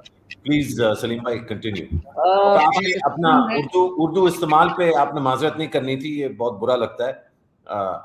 آپ پلیز بات نہیں، وہ اس لیے بہرحال ہمیں تو پراؤڈ ہونا چاہیے، اور میری تو اردو بھی کچھ پشتو نما اردو ہوتی ہے، لیکن بھی کے پاکستانی ہم اردو بولتے ہوئے پراؤڈ فیل کرتے ہیں. لیکن میں چونکہ باقی سارے لوگ انگریزی میں تھا مجموعی طور پروگرام، تو اس حوالے سے میں نے معذرت کی. میں یہ کہہ رہا تھا کہ پاکستان میں ہمیں دو ٹرینڈز نظر آتے ہیں. سلیم بھائی، ہم صرف میں اس لیے بات کر رہے تھے کہ the conference was kind of international conference, lot of people بنا اردو سے اتنی محبت اتنی آپ کو. جی I can understand جی. تو and I'll continue to just to clarify, Air Chief Marshal Saab, that wasn't a slight on you or anybody else. I'll continue to speak in English. I fully understand that, yeah. Bismillah, Salim bhai, please continue. جی، تو میں یہ عرض کر رہا تھا کہ پاکستان میں ہمیں دو ٹرینڈز نظر آتے ہیں، ایک جوبیلیشن کی اور جشن کی. اور کچھ جو ہمارے قوم پرست حلقے ہیں تو ان کے ہاں پختون نیشنلسٹ، ان کے ہاں کچھ ماتم کی سی کیفیت نظر آتی ہے. میرے نزدیک یہ دونوں بلا جواز ہیں، اور نہ تو ہمیں جشن منانا چاہیے اور نہ ہمیں جو ہے ماتم کرنا چاہیے. اب پہلی بات یہ کہ ہم اگر کہتے ہیں کہ بھئی افغان لیڈ، افغان اون، تو پھر اگر ہم خوشی کسی ایک فریق کی فتح پہ مناتے ہیں تو بھی وہ ہمیں فریق بناتا ہے، اور اگر ہم ماتم کرتے ہیں تو وہ بھی ہمیں فریق بناتا ہے. اور پھر خصوصاً گورنمنٹ سائٹ سے کچھ بیانات ایسی آ رہی ہیں کہ جو ارریسپانسبل ہیں. مثلاً ایک تو ابھی اس وقت بہتری یہ آئی ہے کہ چونکہ اشرف غنی افغانستان کے اندر اتنے زیادہ نفرت کا نشانہ بنے کہ ہماری پوزیشن جو ہے شکر الحمدللہ پیچھے چلی گئی، اور پھر خود امریکہ کے خلاف اتنے جذبات اس وقت زوروں پہ ہیں کہ اس کی وجہ سے بھی ہمارے پوزیشن جو ہے وہ ہم پیچھے چلے گئے. تو مجھے ایک تو یہ لگتا ہے کہ معاملات اتنے زیادہ خوش اسلوبی کے ساتھ آگے نہیں بڑھیں گے، اور مجھے انکلوسیو گورنمنٹ کا امکان بہت کم نظر آتا ہے، کیونکہ طالبان نے جب امارت اسلامی اناؤنس کر دی تو اس کے بعد اس میں دیگر فریقوں کی شمولیت کا امکان کم ہوگا. جب وہ نہیں ہوگا تو امریکہ اور ویسٹ ان کو تسلیم نہیں کریں گے. تو ایک ابھی جو ہیوملیشن اٹھانی پڑی ہے امریکن پریزیڈنٹ کو، برٹش پرائم منسٹر کو، یورپین ہیڈ آف گورنمنٹس کو، تو میرے خیال میں جب تھوڑی سی یہ فضا ٹھنڈی ہوگی تو پھر اس کا امکان یہی ہے کہ وہ ملبہ پاکستان پہ گرائیں گے. ایک طرف افغانستان سلیم بھائی ادھر ذرا رکتے ہیں، کیونکہ میں چاہ رہا ہوں کہ باقی جو فریقین ہیں ان کو بھی ہم ذرا گفتگو میں لائیں. میں واپس آپ کے پاس آؤں گا. Ambassador Riaz Khokar, few people in Pakistani history have the kind of experience of diplomacy that you have. Aapne abhi, you heard, Salim express a degree of maybe less optimism than many others. I would be openly pessimistic, but it's not my panel, it's yours. So I wanted to ask you, Khokar Saab, just talk us through the particularities and the complexities of recognizing a new government. If the Islamic Emirate is indeed the title and the way forward in Afghanistan, what are the dynamics? How will that work at the UN? Should Pakistan be among the first to recognize it? Should Pakistan wait for others? Should it approach a bloc approach, a regional approach, a global approach? What are the conditions that should be set for accordance of recognition? Just talk to us a little bit about the technicalities of these issues, please, Ambassador Riaz Khokar. Sir, you'll have to unmute before you speak. Abhi unmute nahi hue aap.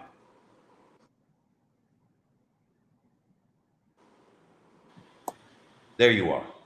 Oh, no, you unmuted for a moment and then muted again. Yeah, now you're good. Okay. Now you're good. Thank you, Asfar, for inviting me, and Musharraf, thank you for giving me the floor. The Taliban leaders have just got to Afghanistan, and I think it's patently unfair that the entire world is virtually harassing them. They need time to settle down to form a government. We have known these people, and I think Pakistan has made great contribution in bringing about the Doha talks. And I think here I would like to give credit to this group of Taliban leaders who have shown great diplomatic skill, great political skill, great military skill, and of course a spirit of accommodation. I want to emphasize that they are somewhat different from the previous Taliban leadership. I think this is an important aspect. And so far that they have spoken to the international community, on television networks, etc., they have shown reasonableness, and I think the real test will come when they can match their words with their deeds. So I think it's a bit unfair to put them on the mat from the beginning. On the question of recognition, I think this is a very delicate matter, but clearly Pakistan has got into this sort of framework where we are talking about the broad-based and inclusive government and human rights and rights of women. So these are all good things. But you know, the Taliban will feel under tremendous pressure. Now, the technical aspects of recognition are, is the Taliban government in control of its territory? Is the government functioning is there governance there? Is there the commitments that they have made to the international community about the presence of non-state actors and transnational actors? Will they be able to throw them out or get rid of them? That will take time. Sure, this is not something that they can do in a matter of a week or 10 days. Or it'll take a lot of time, because Afghanistan was the Oxford and Cambridge of all this stuff. So the point I'm trying to labor is give them time. The critical question is, Excellency, does that mean that Pakistan should withhold recognition until those conditions have been met, or should the recognition come first? I think the expectation in Kabul would be that we should be one of the first. I think when we recognize the first Taliban government, along with, subsequently with Saudi Arabia and UAE, I think there was a lot of flack that we got.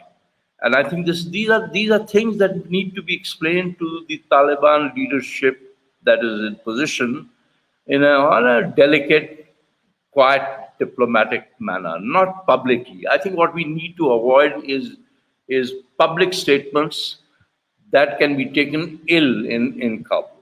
For the simple reason, they're a proud people. They've come through a sort of amazing struggle of 20 years. The American Afghanistan project has failed. I don't want to use harsh words about, who lost and who got defeated. I think we should avoid that kind of language. It's not fair because the nerves in Washington are rather sensitive on these issues at the moment. And the American people are also a proud people. Exactly. And I think we should respect. It's still the sole superpower. It's still a very strong military power. It's not going anywhere. I mean, physically, the Americans have not been defeated there. It's not a kind of a Waterloo for them. I think these are wrong attitudes. They still remain a major power in the world. At the global level, let me just make my final comment. At the global level, Musharraf, the game is going to get more complicated, more complex, and it's a game between chess and Go, which is a Chinese board game which multiple complicated moves. So I think this is the way I would put it. I think on the question of recognition, we need to wait. We should not rush in. But by and large, we need consultation with our friends, particularly China and Russia, Central Asian countries, Iran, and of course the countries. And we should not ignore, by the way, we should not ignore contacts with the United States on this subject as well. That look, we are neighbors, we have some difficulties, we have to handle some very critical issues. So we are looking at this question of recognition rather seriously. But let's not rush it. Fantastic. I'm going to try and loop back to you because there's a couple of questions that emerged from there. One of them, which I had planned to ask General Lodi about the likelihood of one of those conditions that you defined, which was around sovereignty and control over territory and denial of space to transnational and regional terrorist groups like the Tehreek-e-Taliban Pakistan. But since General Lodi's connection has been a little bit iffy, Anwar, if you can hear me, the first thing I want you to do, Anwar, is to change the angle of your camera because right now we see you sideways. So if you could shift there you go. So you can hear me. So the first thing we need is, is it not happening? Okay, so you've tried it and it's not happening. Then the second thing I want you to do, Anwar, is to unmute so we can hear you. And I'll just tilt my head a little bit. You're beautiful on both 90 degrees and on 0 degrees. So thank you. We'll enjoy the benefit of that view. Now, Anwar, you, of course, you represent Pakistan. You're a senator for Pakistan. So I hate to do the kind of thing where, Andalib gets asked about women and you get asked about Balochistan. But even though I hate to do it, I am going to actually go ahead and ask you, one of the perspectives or issues that's going to be really important is the way in which this generation of Afghan refugees settles. And there's two questions there. One is about how Pakistan will absorb any new migration wave. And so I'd love to hear your view on what impact a new wave of migration will have on Quetta, on Mastung, on Qila Saifullah, on the various parts of Balochistan that you are familiar with and are from. And the other question I had was what you think the impact of the global Afghan diaspora will be on the politics of the countries in which they go and locate. Because I think that nobody that's leaving Afghanistan today particularly has very good feelings for Pakistan. How will that translate in the long term? Anwar? Thank you, Musharraf. I wanted to give a brief background on how do I view a situation, but I'll directly come to the question you have raised. The influx of the new refugees, let me put it that way, I do not see that happening around Balochistan or Khyber Pakhtunkhwa for that matter. Why I'm saying so? The currently internally displaced people are there within the territorial boundaries of Afghanistan. The Taliban have taken the effective control of all the border points. We have got an effective mechanism of the fencing on the Afghan borders. And lastly, to be honest with you, The new influx of the refugees, the people who want to get out of Afghanistan in this situation, does not seem to be more interested to land in Pakistan. And the prime reason appears to me when I see as a Pashtun and someone who can understand Dari also, a lot of social media information is coming out also. Most of them want to land in Europe, US, or Canada in the Western Hemisphere.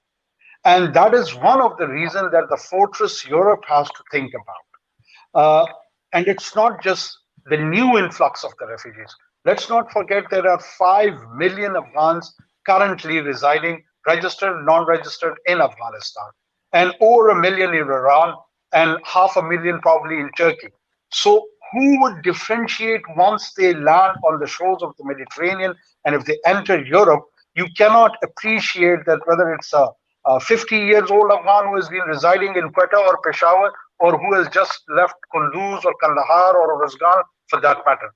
So bigger challenge as far as the influx of the refugees is concerned, and there will be a boon of human traffickers. I mean, I've been reading some articles currently on this subject, and people are quite wary, and there are the authorities all over the Europe, particularly because to reach the US is a huge challenge. But Europe is more vulnerable. And this is one of the reasons I think Pakistan should engage EU and use Brussels to cajole London, Washington, both, that a peaceful settlement of a de facto future Afghan government is not just in the interest of the region, but it has its global implications also, not just for the reason of terrorism, but for the reason of illegal immigration, for the reason of which will have social and political implications for the West. How they're going to assimilate in those societies. I mean, it's not that whosoever, I mean, we have been continually accused that there was a sense of jubilation in Pakistan over the takeover of Taliban in Afghanistan. I know for a fact that there has been a sense of jubilation of Afghan origin US citizens, Afghan origin European citizens. Most of them are conservative Pashtuns, though they are residing in East London or West London or maybe in Chicago or LA or whatever. But they do have their sense or a blend of religious nationalism. And for them, the same countries which they have adopted as their new homes equally stands as a symbol or which epitomizes as occupational force. So their sense of being an Afghan and a loyal Afghan to their soil, it gets a sense of satisfaction and a sense of accomplishment is there that, yes, we are the Afghans, that is the so-called graveyard of empire, so we got rid of them. When they go out in the town, they are very proud Afghan people. And that sense of jubilation is at individual level. I know it's not been articulated at some platform or on an organized forum, but the sense is there. So it is all over the place, the place, not just in Pakistan, Europe, Canada, Australia, anywhere, wherever you find an Afghan or a Pakistani, you would see that kind of a sense. But does it translate? The issue, Anwar, I guess the issue there would be, and if you don't mind, I'd like to bring Andalib, and then I'd like to go back to Sohail Aman Saab, and then to Salim, and then back to Foreign Secretary Khokar. This issue, let me pose this to you, Madam Andalib Abbas. You know, you've been a member of the PTI, and you've known the Prime Minister for decades, and I think that you were right to identify his kind of his vision of an inclusive and conciliatory approach being the only way forward. One of the things that I think many of his critics, including myself, have always given him credit for is that the humaneness of the Prime Minister's approach, not just to domestic affairs, but all over. On the issue of refugees, you know, when he began as Prime Minister, he had said some very interesting things. And I just wanted to give you an opportunity maybe to explain to those who are listening whether the Prime Minister continues to feel strongly about the rights of you know, people who were born in Pakistan in terms of their ownership of Pakistani citizenship, or potential for Pakistani citizenship, and more widely, whether this idea of closing the border or sealing the border is one that is consistent with the genetic humaneness that I think is a PTI quality. Maybe you can explain that a little bit as well, Madam Andali Abbas, and you'll unmute to begin speaking, please. Thank you.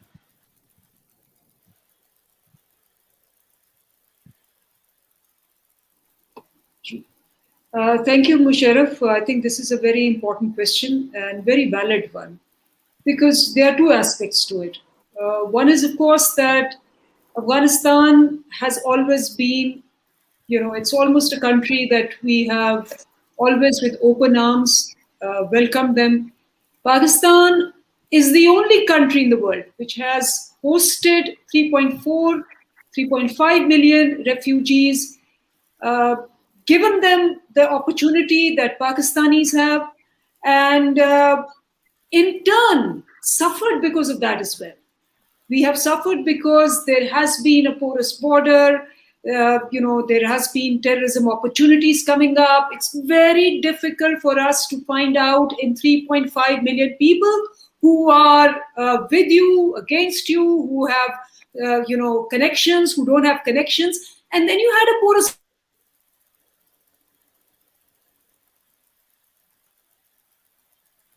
We have, over a period of time, realized this conflict, cross-border conflict. We have a fence now over there. We have checkposts over there. And every time, if you remember, we offered Afghanistan that we want to have biometric testing. They refused. They didn't want to have biometric testing. And, 25,000 people crossing the border every day was a big problem for us. So we decided that this time we were prepared for it, that if there is a conflict, our acceptance of the refugees is going to be very, very limited, because we simply do not have the capacity. And instead of creating more problems, the humanity is there. They are brothers. What more can we say? That Afghanistan cricket team is one of the best in the world, and they've all learned cricket from Pakistan, and they acknowledge that as well. We have so much in common with them. But unfortunately, the problem is that for both Afghanistan and for us, if the refugee situation increases and we have to keep hordes and hordes, the internally displaced people plus the refugees pose such a danger to both the countries that we have decided that because we don't have the capacity, we will be very, very careful in any influx that is coming in, number one. Number two, we as a nation which has been termed as the most generous and hospitable nation in the world on refugee sort of acceptance, have looked at the whole picture. It's a wholesome picture. And we realize that a problem that we cannot safeguard, a problem that we cannot ensure, which is basically the crossover over terrorism elements, and of course housing and giving them the same treatment we gave them so many years ago, because of capacity constraints, we will be very careful in accepting them this time. Thanks for explaining that. Offline, I'd love to talk to you more about this and maybe try to convince you, because I know that the beating heart of the old school PTI leadership continues to be humanity and compassion, and I know that's what the Prime Minister responds to. And I feel that's my personal view, but we'll park that for later. Thanks so much for responding to that question, Madam.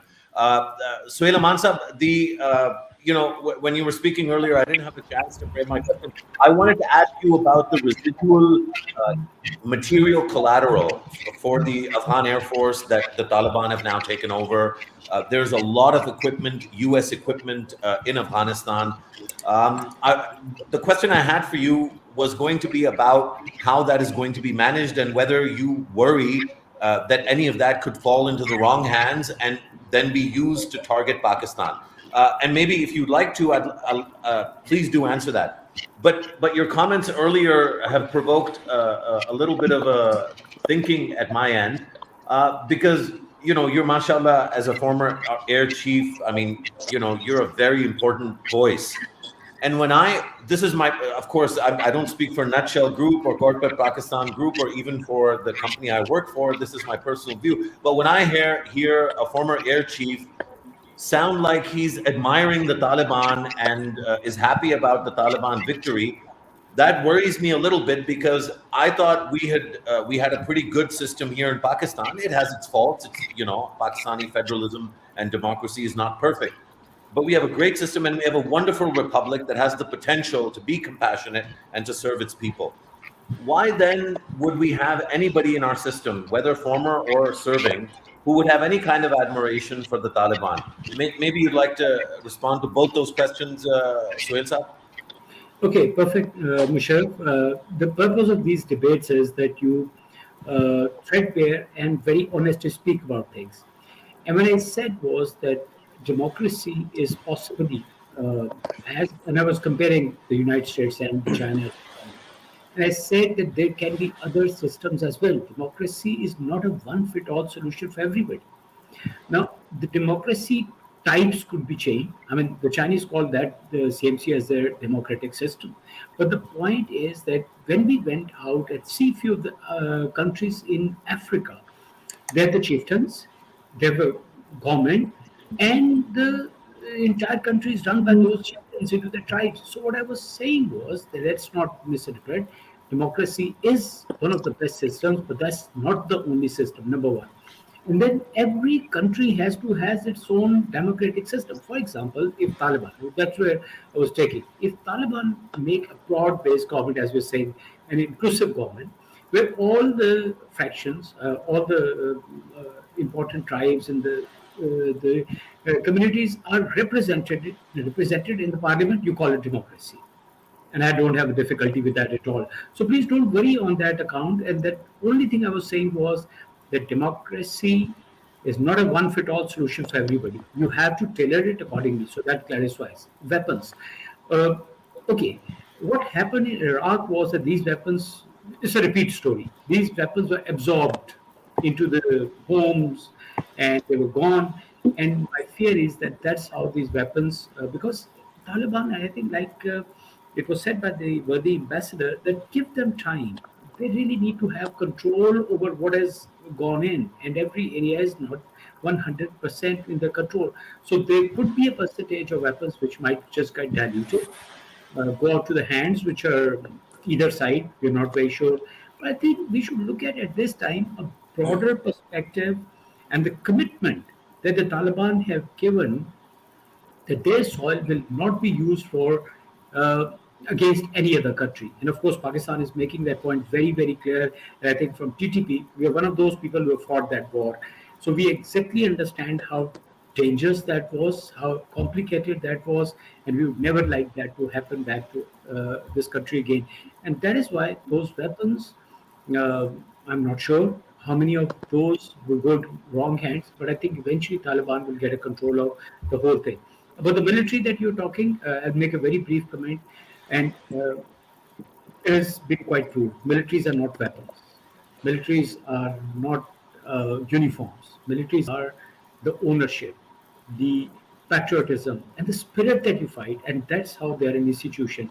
So Taliban will take time for making those military units as institutions. And my take right now on this is that we may not hurry on this, but it will be a very, very, very important task for the Pakistan military to go ahead and finally train them in the best professional manner so that they bring more stability to their country. Thank you, Musharraf. Thank you, Suhail Saab. That was really thorough, and I'm really grateful also for the clarification, because as you know, and this is something all Pakistanis, but everybody all over the world should be aware of, is that oftentimes there are people sitting, waiting for the chance to misinterpret the words, especially of very important people. So it's always good to ask again and to give people the opportunity to clarify. Name Lodi Saab, Jan Saab, I believe your connection is now stable. Assalamualaikum. Assalamualaikum. It's entirely stable now. Fantastic. Jan Saab, because time short here, so I'm going to ask you a couple of quick questions and you'll forgive me for interrupting. I think that would be fair. Ji, bilkul. So the first question I had, Dul Saab, and I'd shared this earlier. I'm really interested in your view of kind of leading on from what Riaz Khokar had said, and you might not have heard it, so let me just quickly recap. I had asked him about recognition, and so one of the conditions that we should wait to see if it's fulfilled is whether or not Afghanistan can deny terrorist groups, transnational terrorist groups in particular, the space to operate. And of course, the most important one for Pakistan is the TTP. But I would say, given Pakistan's global interests, I think any space for any group, whether it's TTP or Al Qaeda or Daesh or any other groups, and we can talk about those too, but those three in particular, there should not be any room in Afghanistan for them. Are you optimistic that the Taliban will be able to deliver on this promise, which I know that they've made to us and to the Americans many times in Doha? Are you confident that ye ho payega? Will this actually including be BLA? Right. Oh, for sure, absolutely. I am confident, and I would like to share that why I am confident. Because if we see the attitude of Taliban so far, if you look at the agreement which they signed with the Americans, I think they nearly adhere to that. Whereas we know that Americans did violate the timelines. Then whatever they have said, the way they have given amnesty to the people, the way they are allowing women to demonstrate, the way they are trying their best to make an inclusive government, that is one. And also, once I saw them, very good negotiators, very good generalship, I would say, military strategy, good diplomacy while they were talking to Chinese. And so why should I not believe them once they say that? And if they had made a promise only with Pakistan, I could have been a little wary. But now they have made promise with Russia and China, such great powers, and Iran. So why should they make an exception of Pakistan? So in short, I would say that I'm quite hopeful that they will adhere to that. And whereas they may not hand over these people to us, but they will not allow them to operate against us. And the second thing is that RAW and NDS combination was actually making their plans and facilitating them to come across and do all these things, and that facilitation will be no more there. So I'm quite possible that all their operations will go down, and within months I think we'll be seeing rather peaceful Pakistan also, if of course peace prevails in Afghanistan. Ji.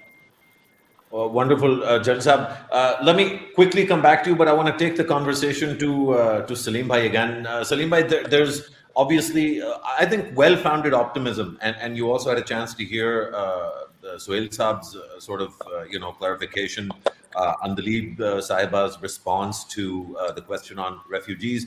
My own sense is that we should not be this optimistic for a couple of reasons, and the biggest reason, Salim Bhai, is that mujhe lagta hai that the people who are angry with Pakistan, and there's a big group, there's the Americans, some Europeans, then there's a lot of Afghans, not all Afghans, like Anwar Bhai said, there's a lot of Afghans that are happy, but there's a lot of Afghans that are very unhappy, and most of those Afghans are going to be settled in the West.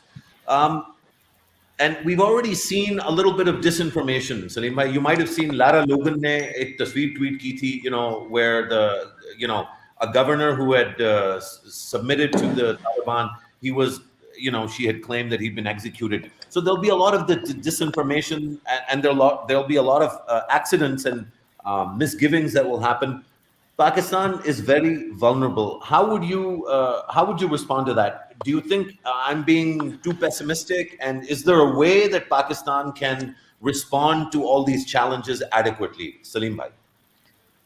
देखिए मुशर्रफ, एक बात तो ये है कि आपने बिल्कुल दुरुस्त फरमाया कि बहुत सारी डिसइंफॉर्मेशन भी है और दोनों साइड से मुख्तलिफ तरह की कैंपेन भी हो रही है, और मैं इसलिए बार बार ये गुजारिश कर रहा हूँ कि ना जश्न मनाना चाहिए और ना मातम करना चाहिए। लेट्स सी के ऊन किस करवट बैठता है। दूसरा, ये जो हमें कुछ माशरती हवालों से चेंजेस नज़र आते हैं, तो ये भी उनकी गवर्नमेंट की तश्कील के बाद, देखिए तालिबान में भी मुख्तलिफ लहरें हैं। अब एक तरफ ये जो हमारे साथ इंटरेक्ट करते हैं, जो क़तर में थे, ये तो उनके पॉलिटिकल फेसेस हैं। दूसरा, जो ग्राउंड पे उनके लोग थे, उनके और इनके अप्रोच में भी बहुत ज़्यादा फ़र्क होता है। फिर साउथ और जो नॉर्थ या ईस्ट के तालिबान हैं, ان کے اپروچ میں بھی فرق ہوتا ہے بہت زیادہ. ہم نے ہر معاملے پہ ان کے ہاں فرق دیکھا ہے. پھر آپ نے دیکھا کہ اس مرتبہ ہزارہ کمیونٹی کے ساتھ بہت اچھا سلوک کیوں ہوا؟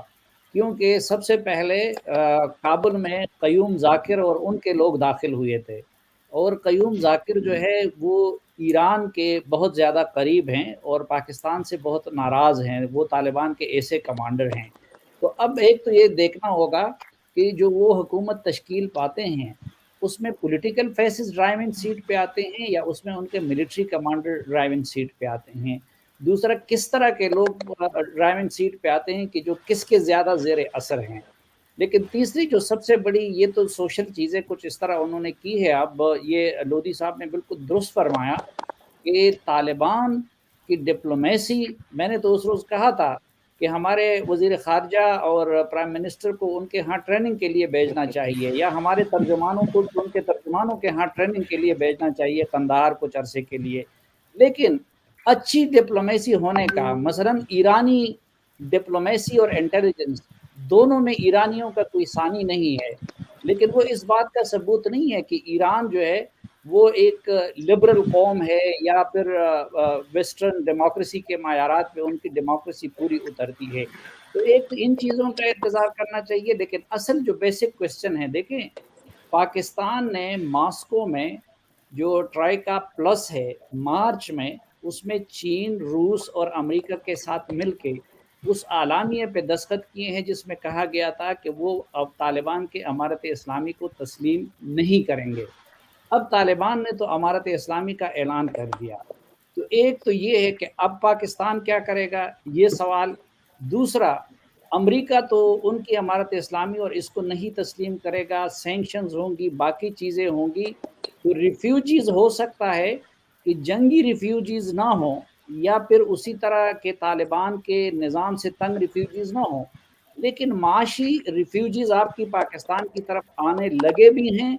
اور آپ کو باقی لوگوں تو چھوڑیں، میں نام نہیں لے سکتا، مجھے ان کے کرکٹ ٹیم کے 3 بندوں نے مجھ سے رابطہ کیا ہے کہ بھئی ہم افغانستان چھوڑنا چاہتے ہیں، ہمارے ساتھ کچھ کریں. یہ کابل ایئرپورٹ کے سامنے کیا ہو رہا ہے؟ ابھی تو ہمارا بارڈر بھی بند ہے. اچھا، دوسری چیز، آپ کے ساتھ پچھلی افغان حکومت یہ کر رہی تھی چھیڑخانی کہ ہم یہ نہیں مانتے، وہ نہیں مانتے، لیکن کووڈ کے اس سوپیس کو تو مانتے تھے. اب اس روز چائنیز وہ چمن بارڈر پہ کیا ہوا؟ طالبان نے کہا ہم نے ویزے کی شرط ان کے لیے ختم کر لی، لیکن پاکستان نے کہا کہ ایٹ لیسٹ آپ کے پاس کوئی ڈاکومنٹس ہونا چاہیے. ادھر طالبان نے کہا نہیں، آپ ہم سے کوئی ڈاکومنٹ نہیں مانیں گے، اور کورونا کو تو ہم مانتے ہی نہیں ہے، جس کی وجہ سے ہمیں پھر بارڈر بند کرنا پڑا. تو ابھی اس لیے میں کہتا ہوں کہ کچھ انتظار کرنا چاہیے. اور پھر جب انہوں نے امارت اسلامی اناؤنس کر دی تو انکلوسیو گورنمنٹ یا دیگر قومیتوں کا اس میں شمولیت، وہ اب مجھے ممکن نظر نہیں آتا. جب وہ نظر نہیں آئے گا تو پھر آپ کو اندازہ لگا سکتے ہیں کہ آگے کیا ہوگا.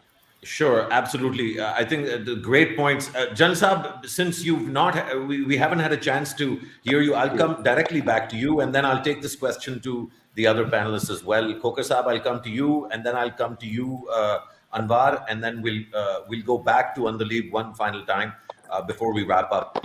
Jan Saab, this question of recognition, which I raised originally with Riaz Khoka Saab, and that Salim has alluded to. Is it also possible that there are spoilers in the mix? And to me, one of the great spoilers that doesn't get enough attention in Pakistan is Iran. There have been multiple other cases, but we won't go into those. In this case, is it possible that Iran is propping up and prompting and advocating and encouraging the Taliban to take a direction that is contrary to the Doha process, and thereby solidifying its influence and concurrently limiting the influence not just of Pakistan or of China or of the US, but of all these countries, making Tehran more important globally? Is that too grand a conspiracy theory? Because what else would explain the jaldbazi, the urgency that has caused the recognition, or rather the declaration of the emirate by the Doha Shura in Kabul?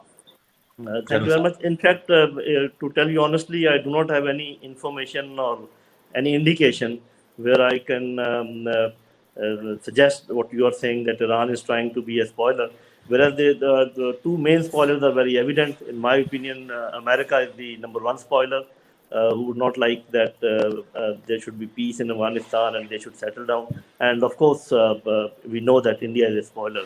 I would rather say that about recognition, that Pakistan should not jump the gun and should not be the first one alone to recognize them. But we should also not stay behind once the group of Russia, China, Iran, Central Asian countries, and us. We may be the part of first group, but we may not be the first one, and we may not be looking at America and UK and others that wait for them and they recognize and then we will recognize. I also want to bring out a small thing. If in any country, any third world country, if you announce that you can go to America, you can go to UK without visa and without any fare, free ride, you will get a free ride. You will see scenes much more, serious than what is happening at Kabul airport. So we should not forget that one. This is a phenomenon, and I think Safi Saab alluded it correctly, that there are economic reasons also that people would like to go. And one more thing I would like to add, this is my assessment, I can be wrong. In my opinion, any future dispensation in Afghanistan will be, for us, will be better than Ashraf Ghani, because Ashraf Ghani gave space to RAW, gave space to other intelligence agencies, and shed a lot of blood of Pakistan. So I'm quite confident that any future dispensation will be much better than Ashraf Ghani. General Saab, that's I think very clear views, and I'm grateful that you mentioned particularly India. I'm not sure I agree that the US is a spoiler, but we can always have debates and disagreements. Anwar, this issue of economic trouble in Afghanistan, this is not an issue of the future or a speculation.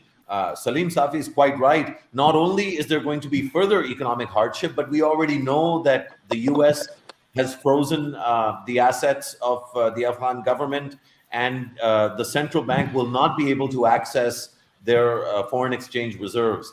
All of this will mean that very soon, within a few days to a few weeks, you're going to see a change in the supply chain.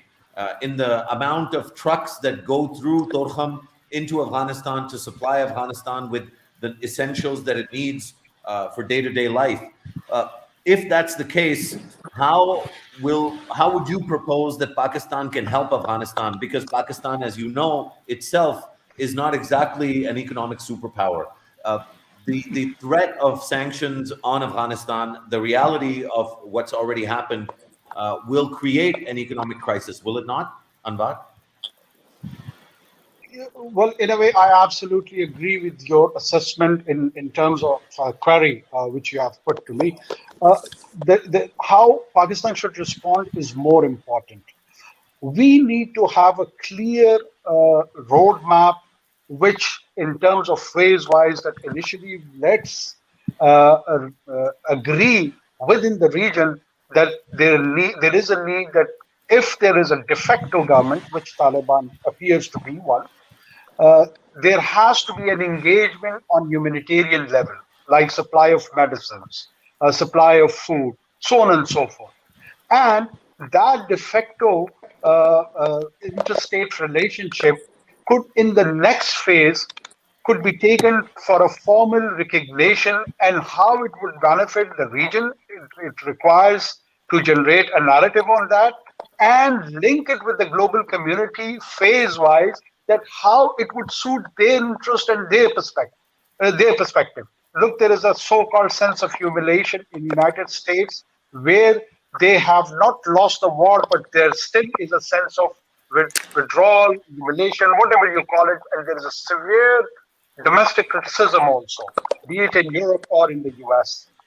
We in the region, Pakistan can take lead on that so-called sense of humiliation could be addressed as a sense of ease. While I'm saying a sense of ease, that let's not just put a criticism from our side, that is Pakistani side. to the global players, particularly US and EU, because we're not going to achieve anything. And they will not achieve anything either after squandering $2 trillion and wastage of the presence of 2 decades. Let the sanity prevail and empathy for Afghans, which should be the primacy in whatever narrative we generate. Afghans deserve peace, first and foremost. Next to them is Pakistan. Afghans have suffered for 5 decades. Their 5 generations have seen orphanage. They have seen displacement. They have seen there is a cultural and civilizational onslaught in Afghanistan. If you go and observe and see even the settled families in the West, be it in Europe or in the US, they have not in a manner been assimilated in those cultures as probably they want. There is an identity crisis over there as well. So Afghans have lost in every sense of the word. They have lost their territory to 3 major powers in 50 years. They have lost their sense of identity. They have got a confused sense of identity for their offspring. There is so much which is at stake for Afghans. So they deserve far better than anyone and everyone. Thank then you. it is Thank for you. the region. Anwar, just because region. If you forgive me, and you always do, you're very kind. If you forgive me for interrupting, just because the panel is already over time, and I do want to get Riaz Khokhar Saab and Dalib Abbas's views before I hand over to Asfar. Khokhar Saab, I have a similar sort of complaint or shikayat, which you have spoiled me over the years, so मैं आपके साथ कर सकता हूँ. As I did with Suhail Aman Saab. One thing you said that popped out at me, and it will pop out at others, is, you call the Taliban struggle amazing. And I think I know what you're talking about, but I want you to explain it a little bit further. I also wonder if it's useful.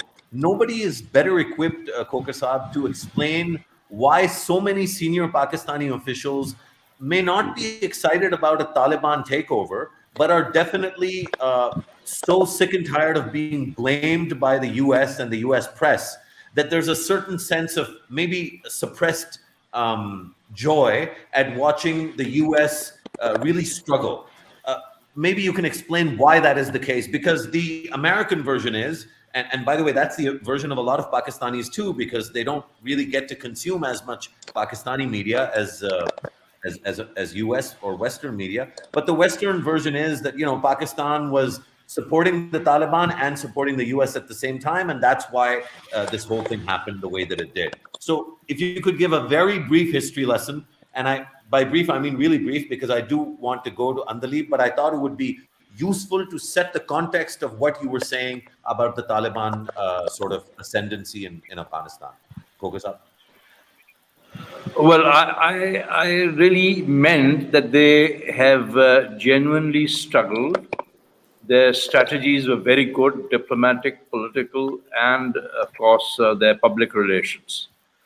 I'm not trying to take any vicarious pleasure out of America's difficulties or the gloom that has affected the think tank community. But this is what I meant is that think tanks will be spending hours and weeks and months and years studying what exactly happened.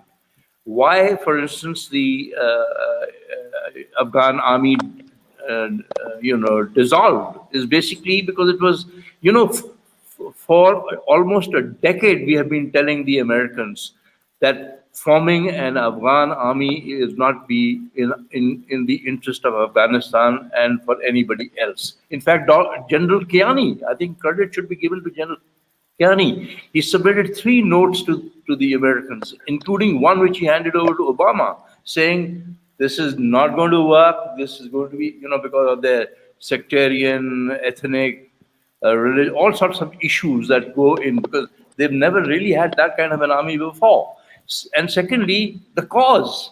The Taliban succeeded for 2 reasons. One, they had a cause. They were fighting for the freedom of their country and wanting the occupation forces to go. And secondly, they had definitely had some degree of support in the rural areas. Otherwise, a movement of that cannot go as far as Kabul. So I think that's the factor. The third point I wanted to make is that the narrative in the West is not going to die down against Pakistan.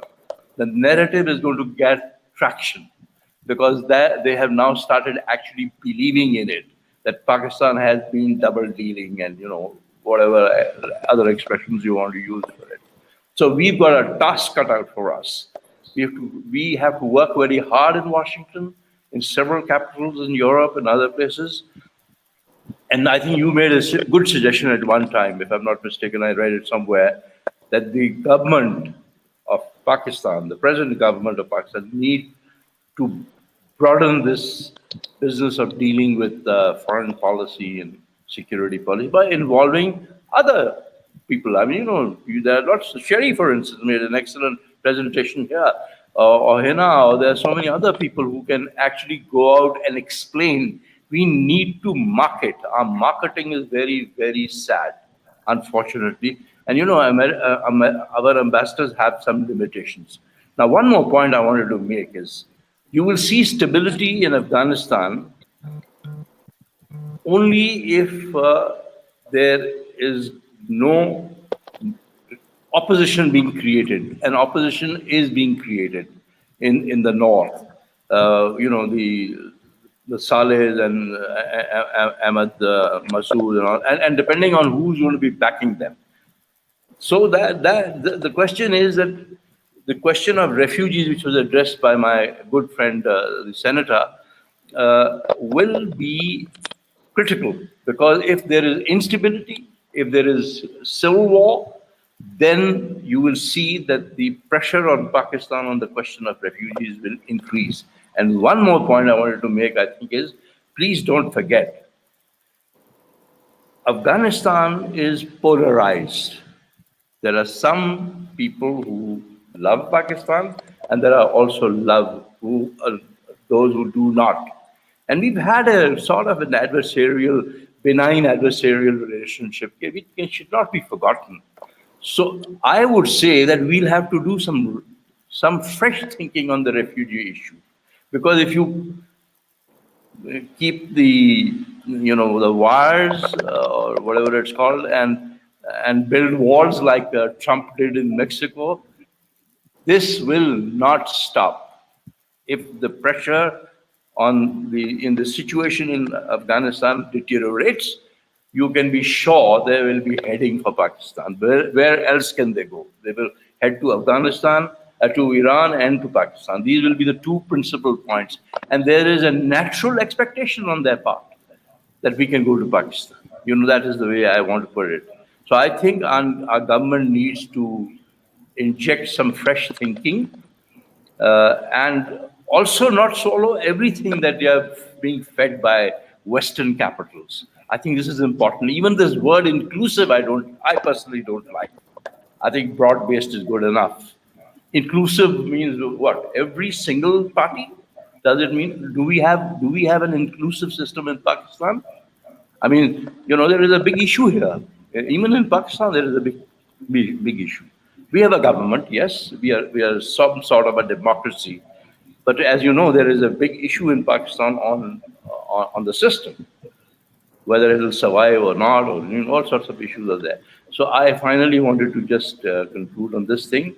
I do hope that the Taliban manage to stabilize, but I do share Salim Sahafi Saab, for whom I have great respect. I hear him with great attention. I think there are very serious complications. There are no simple sums here. So let's give them time and breathing space. I think I'm so glad that I asked you those questions, Kokosab, and I'm so happy that you were part of this conversation. I share that sentiment about everyone, but in particular, I've learned so much from you about the business of diplomacy and statecraft, and this was another masterclass. So really, really useful intervention and responses, and I hope I'm glad this is being recorded, because this should be used. by others. Before I ask Andaleep to maybe give a summation of her perspectives and maybe also share with us what she might take back to the foreign minister and to the prime minister in terms of what she has gathered from this conversation with such great panelists, I wanted to quickly ask if General Lodi, if you had any final very quick thoughts, or Salim Safi, if you wanted to share any quick thoughts, or Suhail Aman Saab, if you wanted to share any quick thoughts, starting with General Lodi. Thank you very much. I think our options are dependent on the emerging scenarios, and we must be ready. As we normally say that hope for the best and prepare for the worst. But I would suggest that we should also prepare for the best, because if the good scenario emerges, I don't think we are really ready to take advantage of all the opportunities which will come up. Thank you. Wonderful. Salim bhai, koi aakhri jo hai, some thoughts as a sum up from what you've heard and what you wanted to say. Musharraf, जिस तरह मैंने अर्ज़ किया कि देखिए अफ़गानिस्तान में तो दोनों पॉसिबिलिटीज़ हैं, और बहरहाल तालिबान के लिए तो अच्छा वक्त उनके हिसाब से आ गया। अगर वर्ष होगा तो हमारे ऊपर वर्ष असरात पड़ेंगे, लेकिन अफ़गानिस्तान में अच्छा हो या बुरा हो, एक चीज़ के लिए हमें तैयार रहना चाहिए, और वो है अमेरिका और उसके इत्तेहादियों की तरफ से पाकिस्तान के बाजू मरोड़ने का। अगर ज़्यादा खराबी हुई तो ज़्यादा शिद्दत के साथ मरोड़ेंगे, लेकिन अगर अल्लाह करे अफ़गानिस्तान में कोई मौजज़ाना तौर पर स्टेबिलिटी आई तो फिर भी वो हमें माफ़ नहीं करेंगे, लेकिन शायद फिर हाथ मरोड़ने में तो थोड़ा सा गुजारे से काम ले। थैंक यू सलीम भाई। सुहेल अमान साहब जी, मुशर्रफ, दो बहुत छोटी सी बातें हैं। जब भी कभी किसी में कुछ तनाव हो जाए और सुलह करनी हो तो सिर्फ चीज़ों को सेट असाइड करना पड़ता है और उसको नया स्टार्ट लेना पड़ता है। हमें अफगानिस्तान में जहाँ पे भी रंजिशें हैं वहाँ पे एक्सेस करके और इन तमाम को जो है, I understand broad based government बनाना मुश्किल काम है, there is a big challenge, लेकिन हमें मैक्सिमम इसको ईज आउट करना है और सपोर्ट करना है। That's one point. और दूसरा ये है कि हमें पाकिस्तान के अंदर अपनी आंखें बहुत एहतियात से खुली रखने की जरूरत है। उसको माइडियोस, इंटेलिजेंस बेस्ड ऑपरेशंस कहते हैं। इंडिया के ये बड़ा मुश्किल होगा इस सब चीज को एब्जॉर्ब करना, where their entire strategy has come in. So I think we need to support Taliban establish a peaceful government, inshallah, and also be very very careful that हमारे मुल्क के अंदर stability और security maintained रहे. Thank you. Last and definitely the most, Andaleep Abbas, some final thoughts from you before I hand over to Asfar. Just. Ji, we can hear you. Ji, can you hear me? Ji, loud and clear, please. Okay. Thank you so much, Musharraf, and it's been a very, very enlightening and enriching conversation. I think I have learned a lot, and I think my government will really benefit by it. I think the three main points that have come out, and they're all very valid points. Number one, there should be no favorites. We should go with an open mind. We should not be inclined towards this or that. We should be, and that's what we are trying to do, push for an inclusive, broad-based government and not jump the queue and jump the gun, as some of our participants very rightly pointed out. Number one. Number two, this is not the end, this is the beginning. And the beginning is about the post-takeover era, which involves forming of the government, which involves the refugee problem, which also involves the humanitarian trauma which may come up because of lack of supplies, lack of finances, and lack of opportunities over there. And lastly, but not the least, I think Pakistan's main problem, and that's, I think, where we need help, and we would welcome this suggestion from everybody to help us over there, is basically the problem of really coming up with a situation which talks about not just about the narrative building, but the victim blaming that we are going to be facing. There are spoilers, there are spoilers. India is a big spoiler. And US is facing a problem because US needs a scapegoat. So that's where we need help, narrative building. We need help in pushing up a case, as Ambassador put up very rightly, on the marketing side of it. Pakistan is the compassionate, open, peace-loving nation rather than what we have been used to. And I think that's where we will be moving towards. So I thank all of you for this wonderful session. Thank you so much, Madam Andalib Abbas. Asfar, I don't need to tell you what a brilliant panel you put together, but you just saw evidence of that with such fantastic contributions from everyone. So congratulations to you, Asfar, and to your whole team at Nutshell for convening this wonderful, wonderful panel. Thank you. Thanks, Musharraf, and thanks to all the panelists for your presence here. I think this was a very productive dialogue and very beneficial for all the participants to understand different perspective about the current situation. I'm particularly grateful to Air Chief Marshal Sohail Aman Saab, Andalib Abbas Sahiba, Ambassador Riaz Khokar Saab, General Naeem Khalid Lodi Sahab, Salim Safi Sahab, or Senator Anwarul Kakar, and Musharraf Zaidi, of course. So this is the end of this discussion, and now we will start the next session on the geopolitical backdrop with other panelists. I'm again grateful to all the panelists.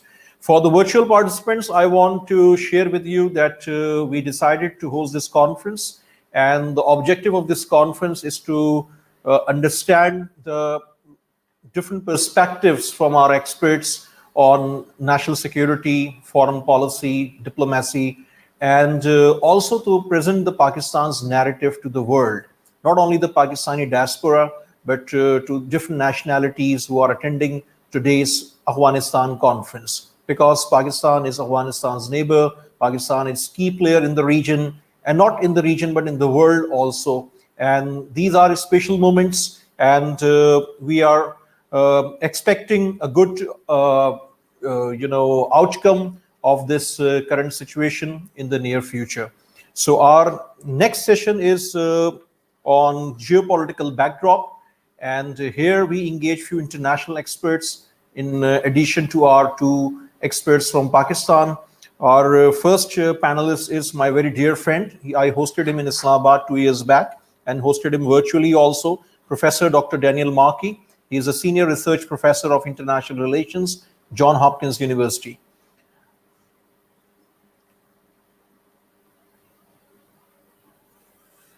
Our second panelist is Professor Dr. Adil Najam. He is also the professor of international relations, Boston University. Our third panelist is Senator Mushahid Hussain Sayyid. He is the chairman, Defense Committee, Senate of Pakistan, and chairman, Pakistan-China Institute. Our fourth panelist is Michael Kugelman, my very dear friend. He's a deputy director and senior associate for South Asia, Woodrow Wilson Center. Our fourth panelist is Michael Kugelman. Our fifth panelist is William M. Arkin. He's a senior national security correspondent, Newsweek, a veteran military intelligence person. I'm grateful to William also. This is first time with William with Nutshell and Corporate Pakistan Group.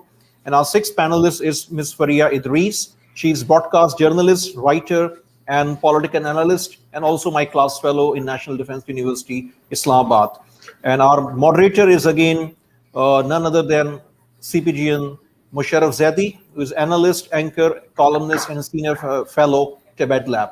So I'm grateful to all the panelists who are joining here. And over to you, Musharraf. Now this is your show for next 60 to 70 minutes. We have enough time. We are managing the time. The time is right now 5:28 in Pakistan and 4:28 in Dubai. And our original time to start this discussion was 5:30 p.m. So over to you, Musharraf. And again, thank you, Daniel, Michael, and William, and also Faria and Mushahid, and also Adil. Thank you, Asfar. I first want to acknowledge you and your leadership in putting together not just the previous panel, but this whole conference, and also for you to be as sensitive and responsive to concerns about representation and inclusivity. I really think it's a very important example that you set when you are as responsive as you have been. So my personal gratitude to you. This is a fantastic panel, and there's friends of mine.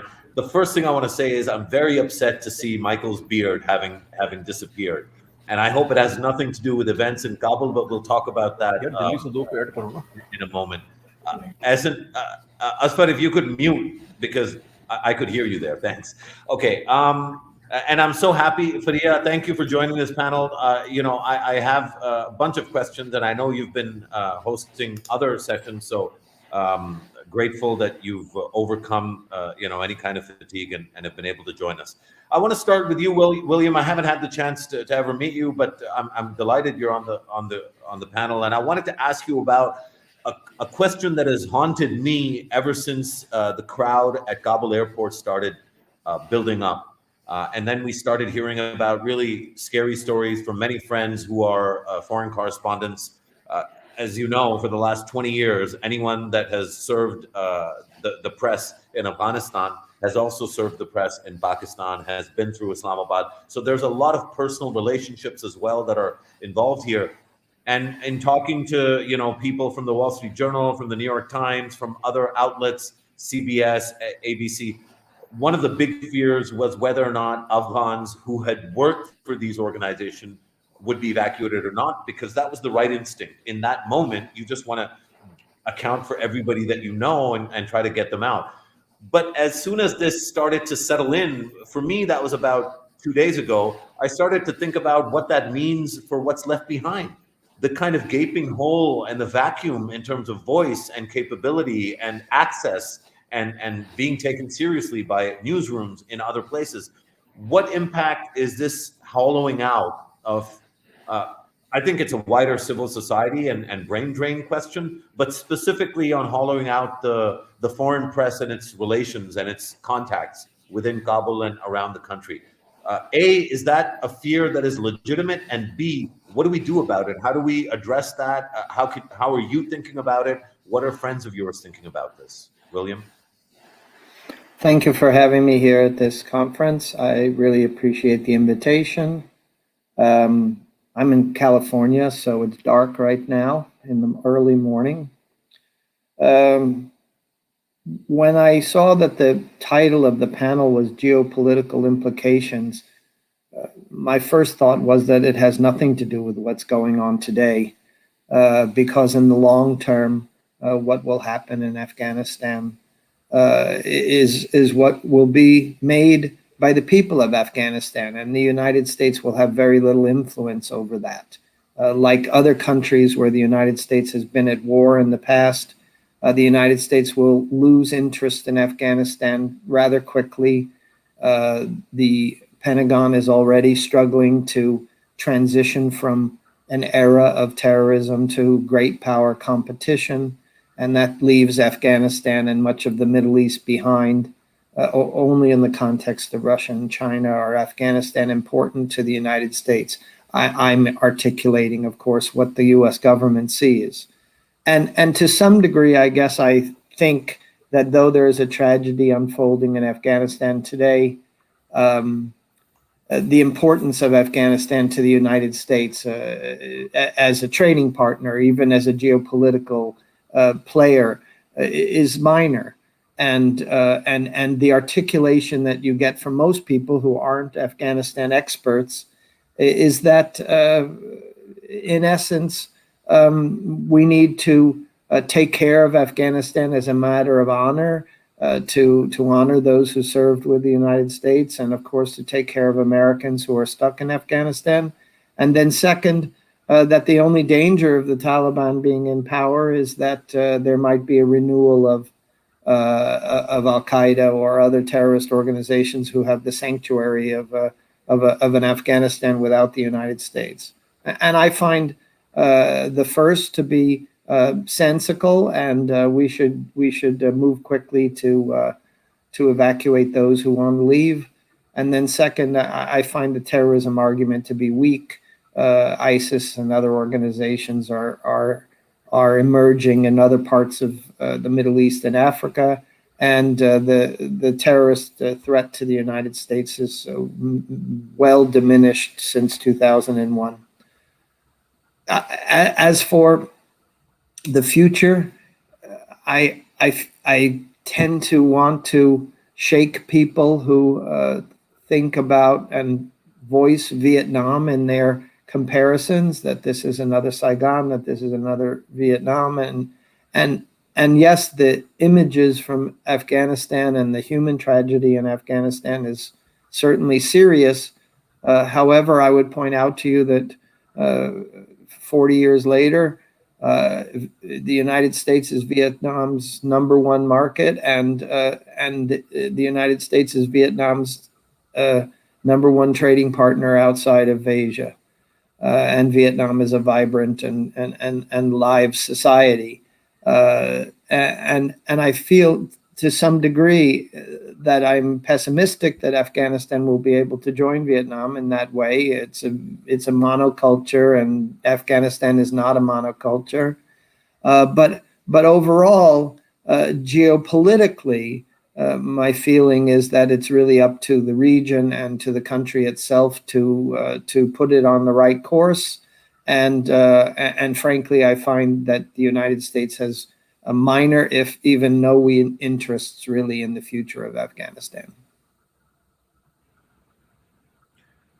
Thanks. I think that's a really very useful sort of overview, and I think it sets the context for the conversation really well. I did want to come back to you and ask you if you wanted to respond to the question I'd posed to you about the potential, at least in my view, the hollowing out of capacity in Kabul to engage with the rest of the world through outlets like Newsweek and many other Western publications and media organizations.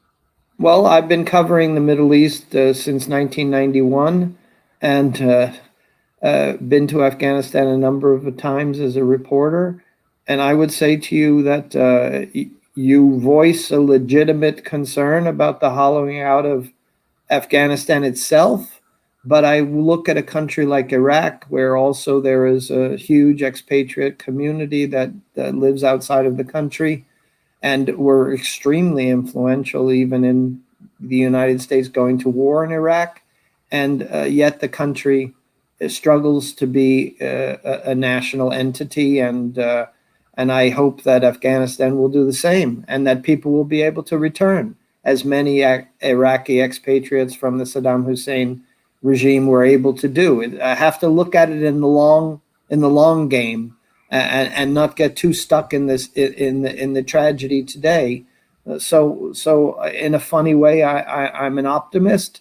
I believe that there will be certainly an immediate setback in supplies and intellectual energy in Afghanistan, in internationalism in Afghanistan, that the most vibrant, internationally oriented cadre of people in Afghanistan society are leaving and want to leave. But our best hope for the future is that many of those people return. Thanks, William. I'll come back to you, and I want to keep this a kind of free-flowing and dynamic conversation. So I'll apologize in advance if I begin to cut people off. The only intention there is to include everyone. And that's just a forewarning. I'm not planning to do it, but in case I need to, I will. Adil Najam, I want to, first of all, salam, and so great to see you bright and early. I'm assuming the Massachusetts sun is out and you're enjoying its glory. The question I had for you is a kind of maybe a little bit tougher, because you're sitting over there and you don't have the benefit of pressing the flesh and engaging directly. But in my view, there's been a number of what I might categorize as irresponsible public statements from senior Pakistani officials, both in government and those that have held senior titles in this country. They are products of a republic and a modern sort of Westphalian democratic republic at that. Combine those irresponsible public statements with what I feel is a very deep sense of anger amongst many of Michael Kugelman and Dan Markey's friends and associates and colleagues across Washington, D.C., New York City, and London, and around the world. When we put those two things together, what does that mean for Pakistan, Professor Adil Najam? And how can we best deal with the fallout of that corpus, if you will? Adil Najam. Thanks, Musharraf. My own honest sense is we should not put the two together. I have spent the last 3 or 4 days explaining on Pakistan television that a silly editorial in the in Wall Street Journal does not represent U.S. policy, and silly statements by silly people, or exaggerations by individuals in Pakistan should not indicate that. There's no dearth of silly statements, and there's no dearth of exaggeration. There's no dearth of posturing, because also the event is so much. And frankly, the reason I say that is not to minimize it. It is because these statements have very little to do with Afghanistan. They are a reflection not of what's happening in Kabul. They are a reflection of the state, the abysmal state of US-Pakistan relations. They are a honest reflection of the distrust, whether they come from the US. So, you could list that in the US. And I have just learned to develop a thick skin and a big smile and realize that, when relationships are not good, then lots of things are said that need to be ignored. I think both in Islamabad and in Washington, that capability needs to be developed. So in a way, I do think I 100% agree with you that some of the statements and some of the Urdu word is chaske, sort of gloating that one sees is not just unbecoming. It is destructive, and it is not factual, and it is erosive. All of that is true. But all of that should also be expected, given that the relationship, and I'm not talking about Afghanistan, I'm talking about US-Pakistan, is in tatters. There is no one, Dan Markey is here, and I have the highest respect for him. Michael Flugman is highest respect for him. There is not a single source in Washington, in the US, single person in the US who believes anything you have said. And I say that with great respect, because let me also say there is not a single thing they will say that you will believe. That's the status of the relationship. That's the relationship that needs to be rebuilt.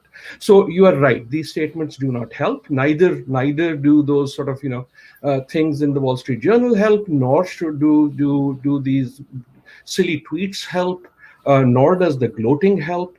But that is where we are in this relationship, and I would like to see them being used as an indication of why the relationship needs to be mended, rather than creating sort of false narratives of all is well.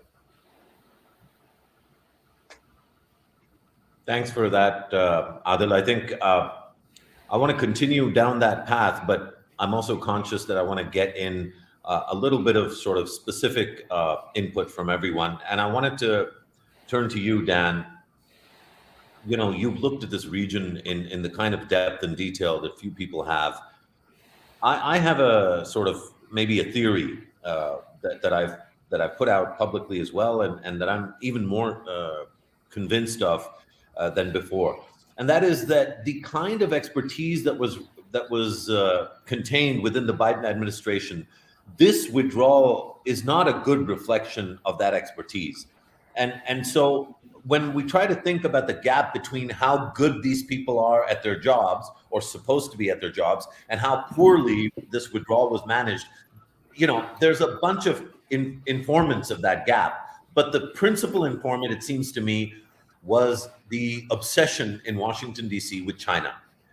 A, I want you to talk about whether or not that's true or not, and B, whether it's true or not, what are the implications of the China angle on U.S. and its approach to Afghanistan moving forward? Dan Markey. Yeah, hey Musharraf, great to see you and great to see everyone else. I hope you can hear me all right. Yep, good. Let me just say, I agree that I'm also a bit surprised the quality of the individuals who are now in office and positions of authority within the U.S. government. I mean, these are real professionals. To see events unfold as they have in Afghanistan over the last few weeks is really distressing for so many reasons, but at least in part because people who ought to be better at this allowed it to happen. So that's the near-term issue, and I don't have an answer for that yet. I think we'll be reading that in sort of TikTok news articles and and books for years to come. But let me get to the question about China and an obsession or a distraction by China that you posed, because I think that's an interesting one. My short answer would be no. Things in Afghanistan haven't unfolded as they have because of a distraction or obsession with China. We've been distracted from Afghanistan almost since the very beginning. We can go back to shortly before I was in U.S. government when we invaded Iraq and say that the distraction of Iraq led us away from Afghanistan early on. And that distraction has persisted all the way through. Only a superpower like the United States can fight a war on the other side of the planet and not really be paying very close attention to it, and for 20 years. And so that distraction is not just a China story. I would also say it doesn't, our policy in Afghanistan, as troubling as it has been over the last few weeks, doesn't reflect a kind of a lack of attention to the decision to leave. There have been reportedly, dozens of senior mid-level meetings during the Biden administration alone about this decision. This is something that President Biden has thought about for years, didn't come too lightly. In fact, has chosen to pursue this path, not necessarily the specific way of it unfolding, but the decision to leave Afghanistan writ large, has pursued this in spite of some opinions from senior U.S. Military leaders and many people outside of government. So this isn't the product of distraction or confusion. This is a considered strategic decision. And then with respect to China, the core point is, yes, the United States has decided over the past at least 10 years that the single organizing strategic principle of American foreign policy ought to be great power competition with China at the center of it, and ought not to be the organizing principle of, say, the global war on terror that was the organizing principle shortly after 9/11. And that shift is not, again, a distraction, but a sense of prioritization. That if the United States is going to sort of maintain itself geopolitically effectively, it needs to focus on the real challenges. And the real challenges are not in Afghanistan in the same way that they were in the past. Now, I hope that's correct, because the decisions we've made in Afghanistan have led us out of there. And if that, in fact, ought to have been our priority all along, then this is a huge blunder. But we'll see, and that does reflect the views of the administration, I think. Thanks, Dan. Again, like with everyone, I am going to try and make sure that we come back to you and hear more from you. That's profound and thoughtful and insightful, all in one, as usual. Faria, the humanitarian crisis. First of all, some friends have taken an issue with this framing that there is a humanitarian crisis. But to me, watching a 16-year-old football player, an Afghan, who is flesh and blood, a brother and a son to any of us. We're all, at the end of the day, we're all human beings. But I think as Pakistanis in particular, there should be a degree of compassion that informs our primary lens on Afghanistan. So there is certainly at Kabul airport and possibly beyond that, kind of a slow-moving humanitarian crisis. The immediate one is, of course, the chaos of the Taliban taking over. But sooner or later, there's going to be an economic crisis as well. In light of all of this, it seems to me that so many of our conversations are about geopolitics. They're about the press freedoms. They're about even women's rights as an idea, but they're not about the human experience of being an Afghan today. Do you agree with that framing, or do you think that we're including Afghans in our analysis enough that it doesn't merit revisiting? Obviously, I think otherwise. I think we're not thinking about the humanitarian angle. And if that's the case, what is it that we should be doing in Pakistan to kind of engender a more human-centric sense of analysis and conversation? Faria? Thank you, Musharraf. First of all, a very warm hello to everybody. Thank you so much for inviting me. It's a great initiative. I've been listening to you and the other members, and I've learned a lot.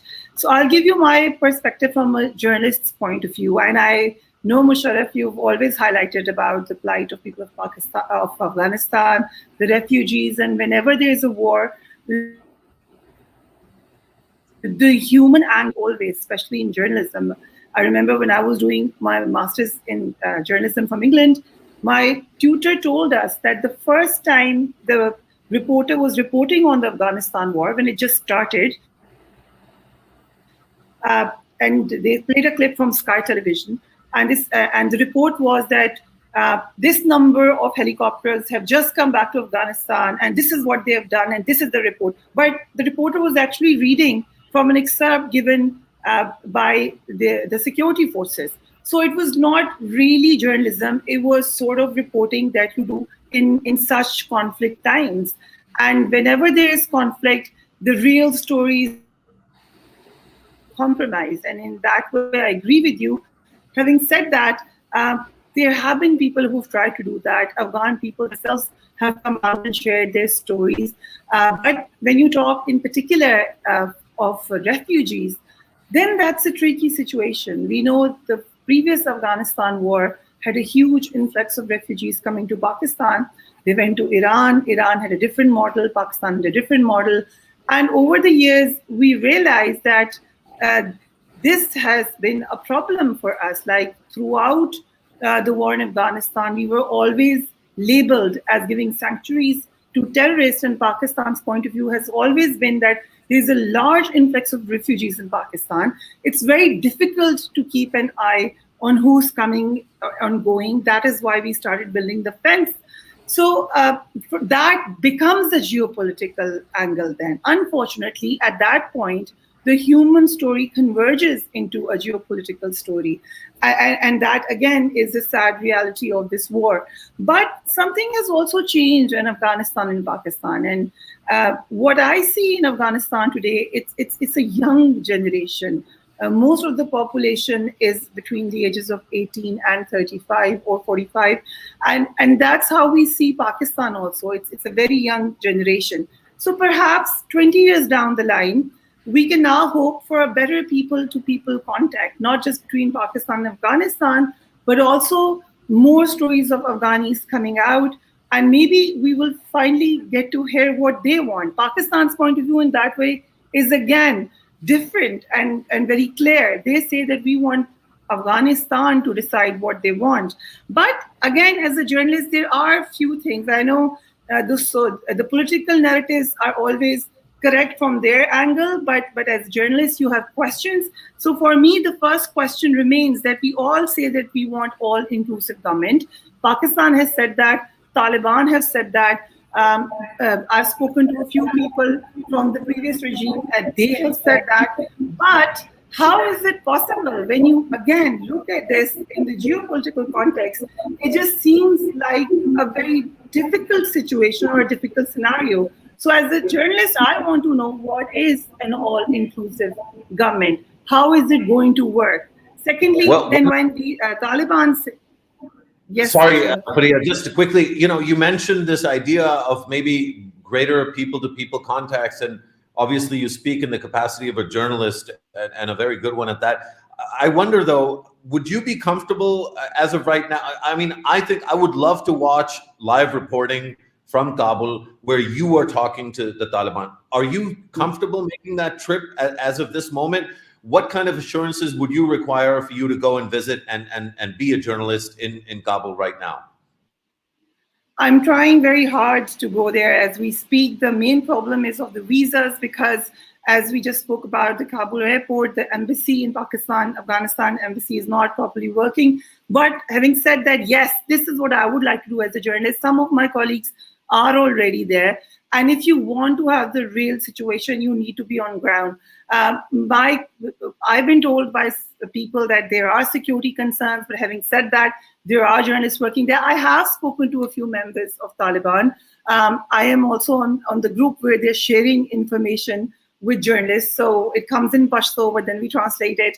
I've spoken to Suhail Shaheen. And my repeated question to him was that, what does this all-inclusive government mean? You seem to be very warm and welcoming about it, but do you even understand what is? My other question was, what does a Sharia government mean? Because in the present scenario, have we really seen it working in any part of the world? And what do they have in mind? And when they say that they have changed over the last 20 years, so then what is the new definition? Is it going to be anything like the democratic setup? The present constitution says something else in Afghanistan. Will there be a new constitution of Afghanistan?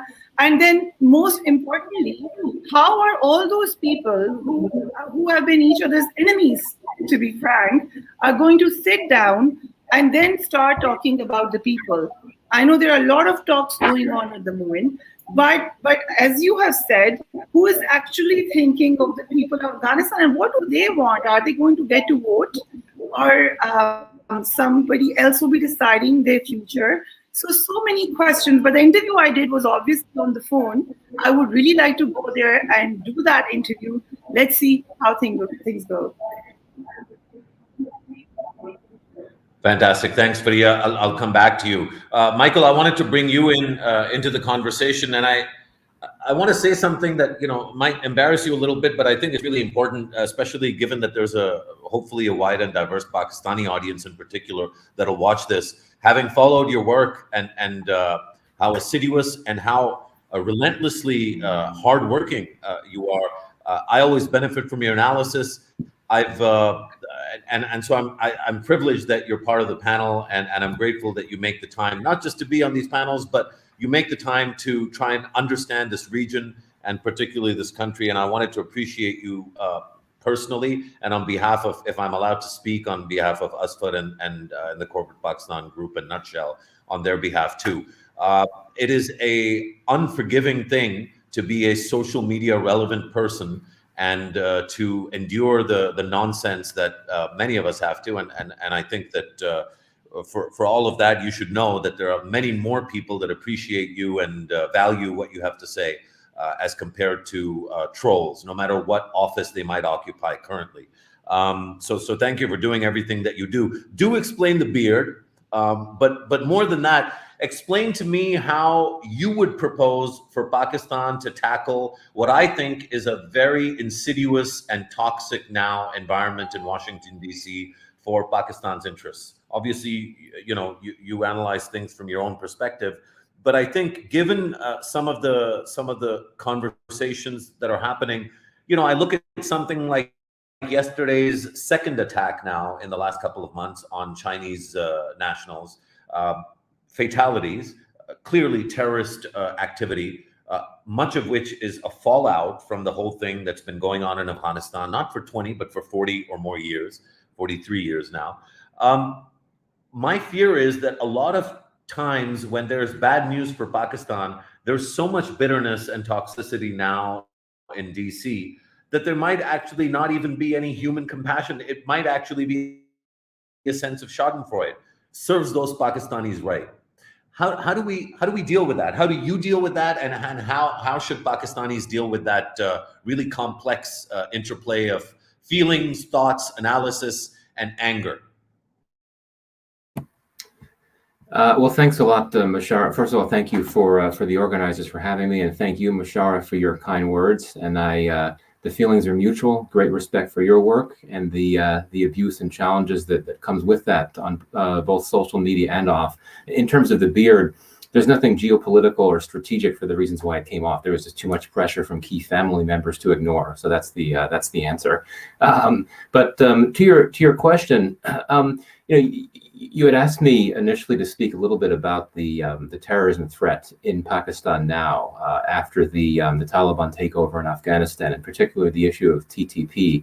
And I'll say just a few words about that. And in doing so, I'll try to get to your broader question about U.S.-Pakistan relations at this point. Certainly, I think this will be a pretty significant issue moving forward, the Pakistani Taliban threat. We've heard so much in recent days about the galvanizing effect that the U.S. withdrawal and the Taliban takeover, before the withdrawal is complete, will have on militants in the region. And I think that the the effect on the TTP is especially concerning because of its past track record.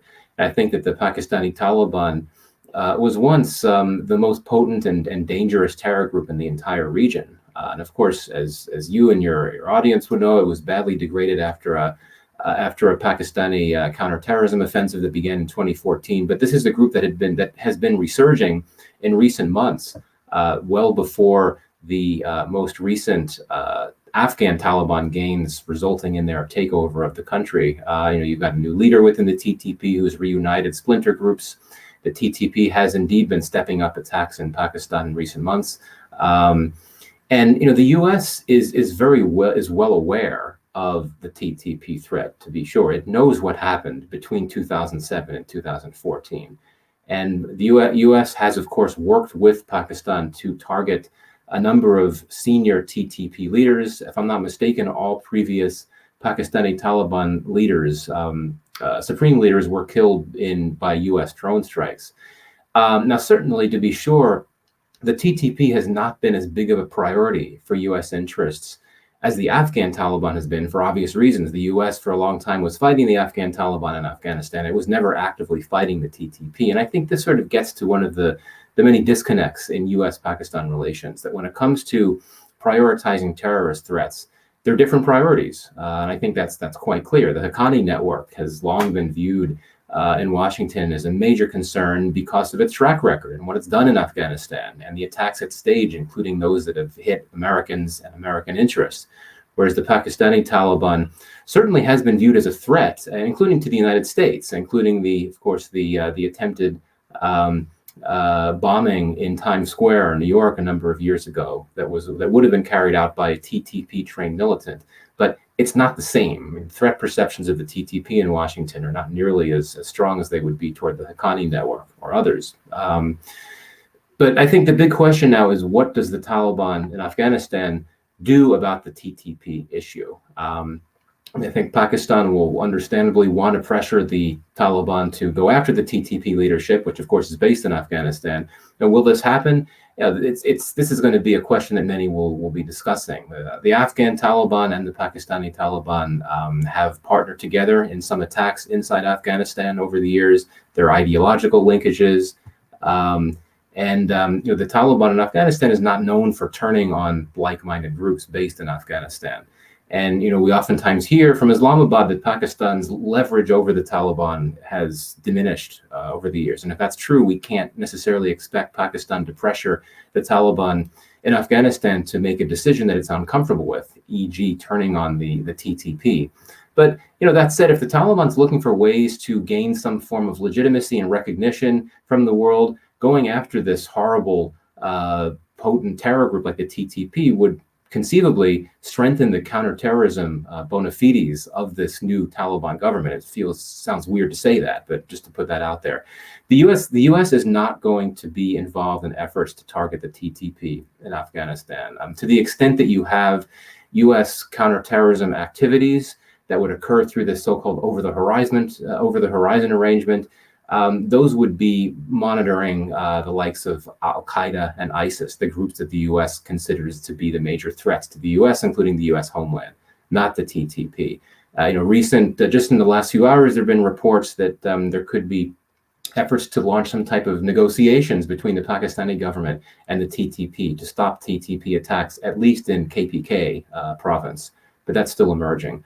So, that's where I see things. I think that the future of the relationship between the U.S. and Pakistan is very uncertain at this point. I think that's the best way to leave it right there.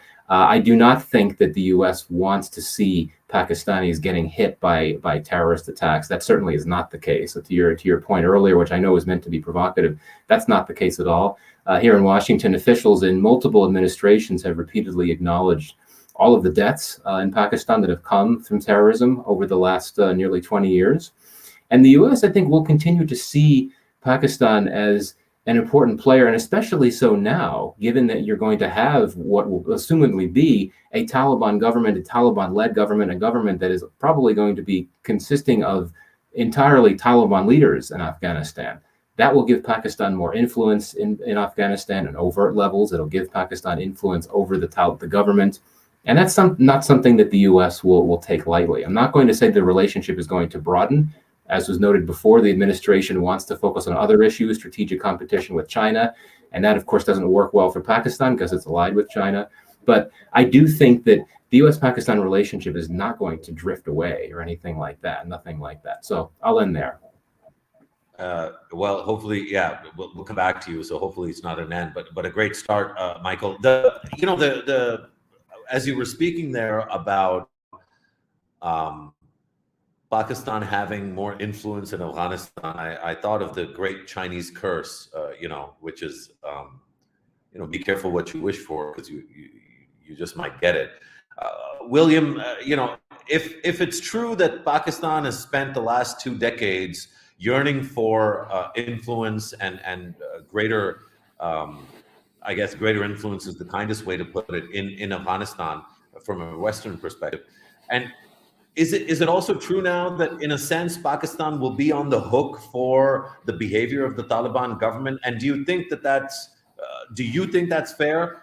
And will it matter whether it's fair or not? Particularly in terms of the view from the Pentagon, so many mid-level and senior officials in the Pentagon are veterans of the Afghanistan sort of experience.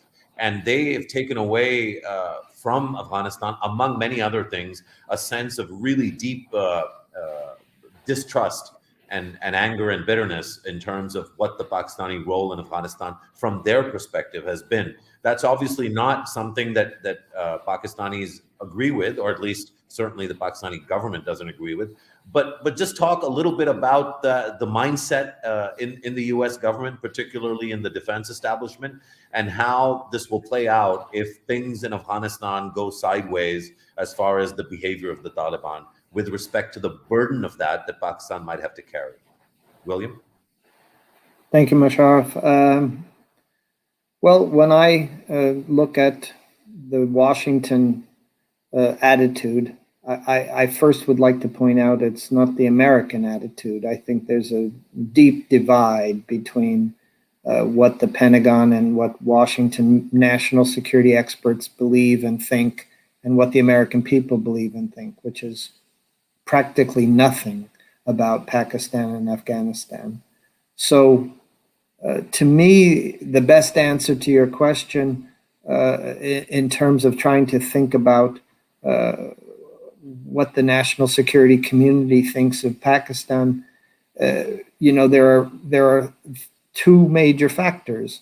One is Pakistani nuclear weapons and its nuclear capacity, and then second is the question of Pakistan's support for and aid to Afghan groups which are contrary to American interests.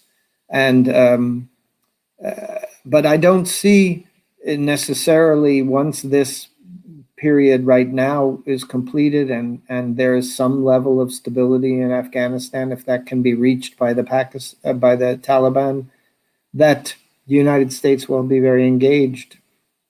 I know that there will be experts who will be very engaged, but I feel like the Pentagon is ready to move on. And to some degree, their passive-aggressive response to the collapse of Afghanistan, and even maybe their inability to see the coming collapse of Afghanistan, is emblematic of the fact that the Pentagon is losing interest and has been losing interest for a long time.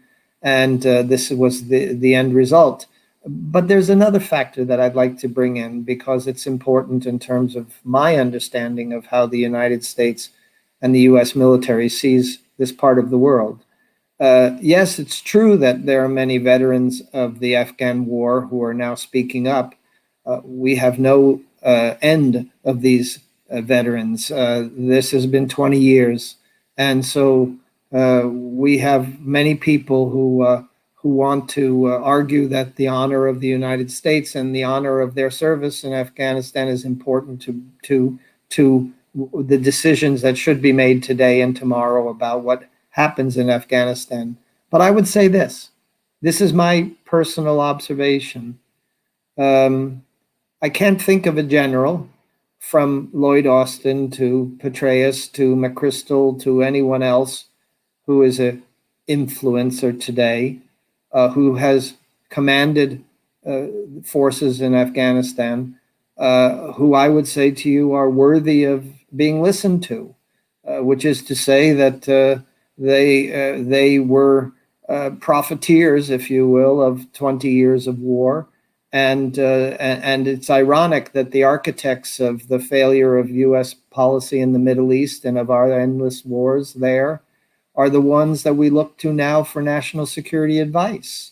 And I'm uncomfortable with that idea. We need a new cadre of experts and a new cadre of academics and experts in the region to help us to navigate our way out of this problem. I'm not interested in listening to the failed commanders of the Afghan war who can't even admit their own failure while they're at the same time criticizing President Biden for his failures. So it's a funny dynamic because we give the greatest amount of voice to these former Afghan commanders and national security officials who have overseen Afghan policy. But the reality is that I'm not sure that any of them are worth being listened to. And I would like to hear much more from academic experts, et cetera, in the news media. And unfortunately, we have a habit in the news media of quoting the go-to experts who tend to be these retired generals and admirals. And we have a tendency to quote ourselves, other journalists, and we leave academics behind in that process, and that is a habit of the media today, which we should try to break. William, it's strange. It's a strange feeling to be a Pakistani that's going to defend the U.S. political system, but.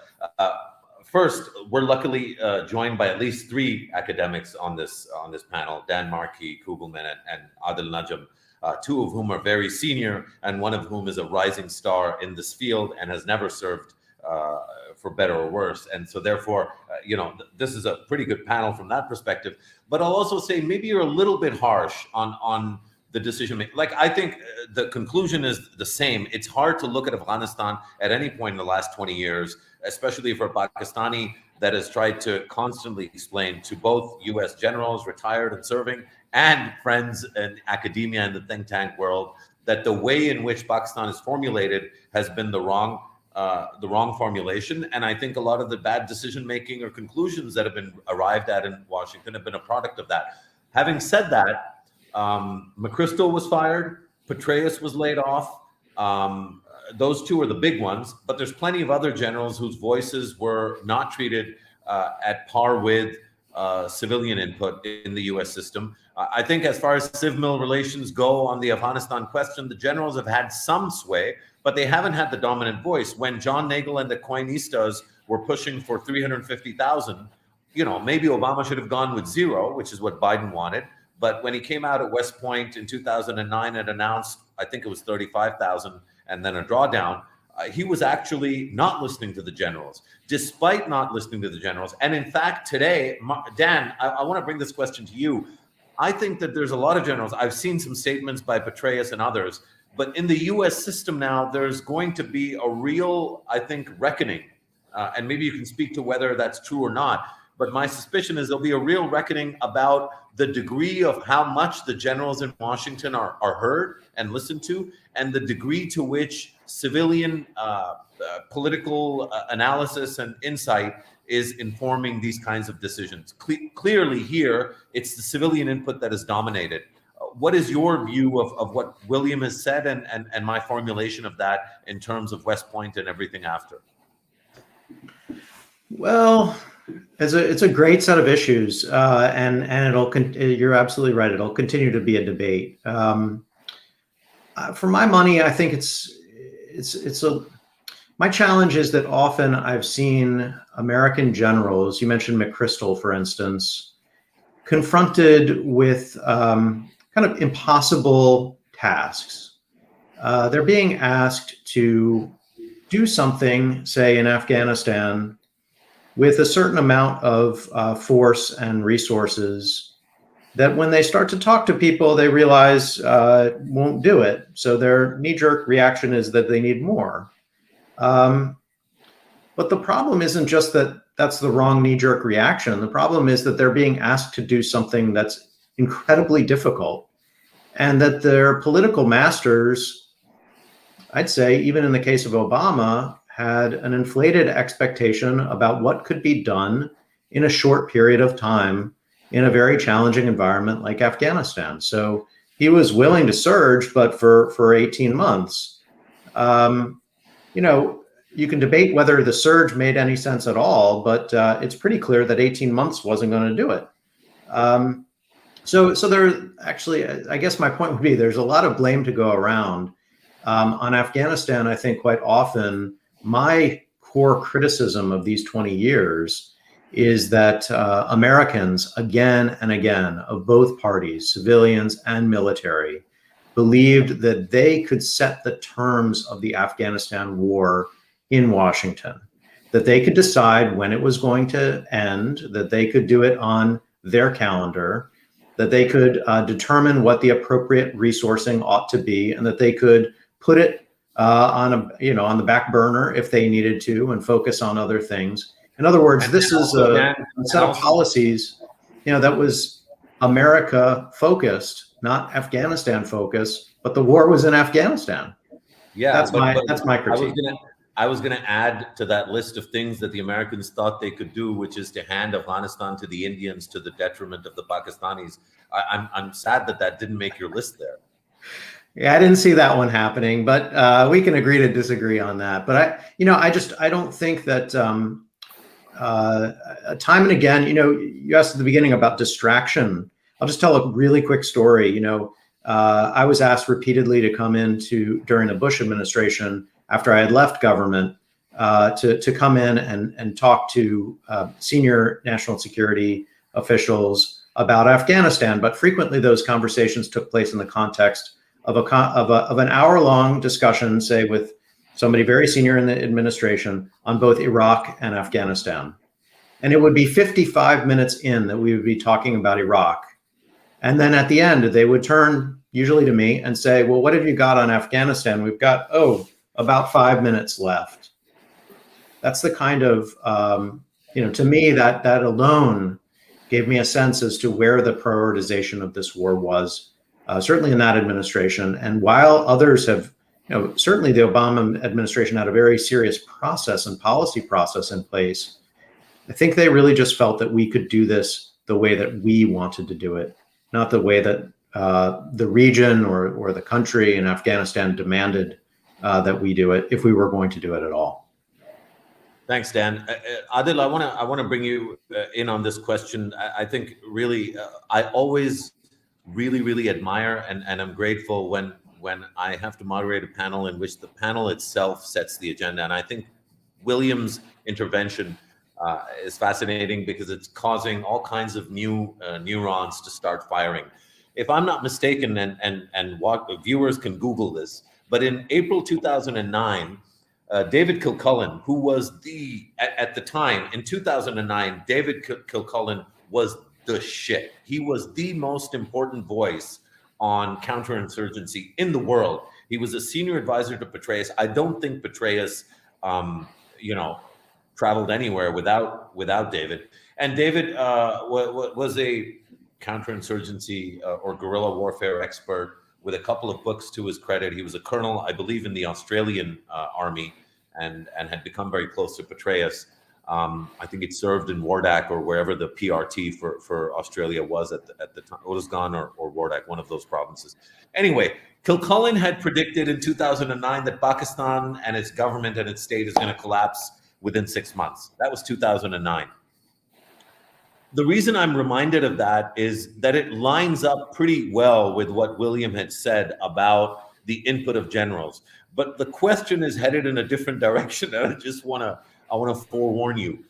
If American generals, with all of their resources at their disposal, with the best minds, supposedly, like David Kilcullen and so many others at their disposal, with the best technology in the world at their disposal, with a state system and structure, with things like DARPA and other institutions of American ingenuity and innovation at their disposal, if they failed so badly and so spectacularly in Afghanistan, what might be the fuel that informs the kind of overconfidence that, at least in some cases, we're seeing, at least from unofficial sources, in terms of the Pakistani military establishment's sense of security and confidence with respect to what's going on in Afghanistan? Adil?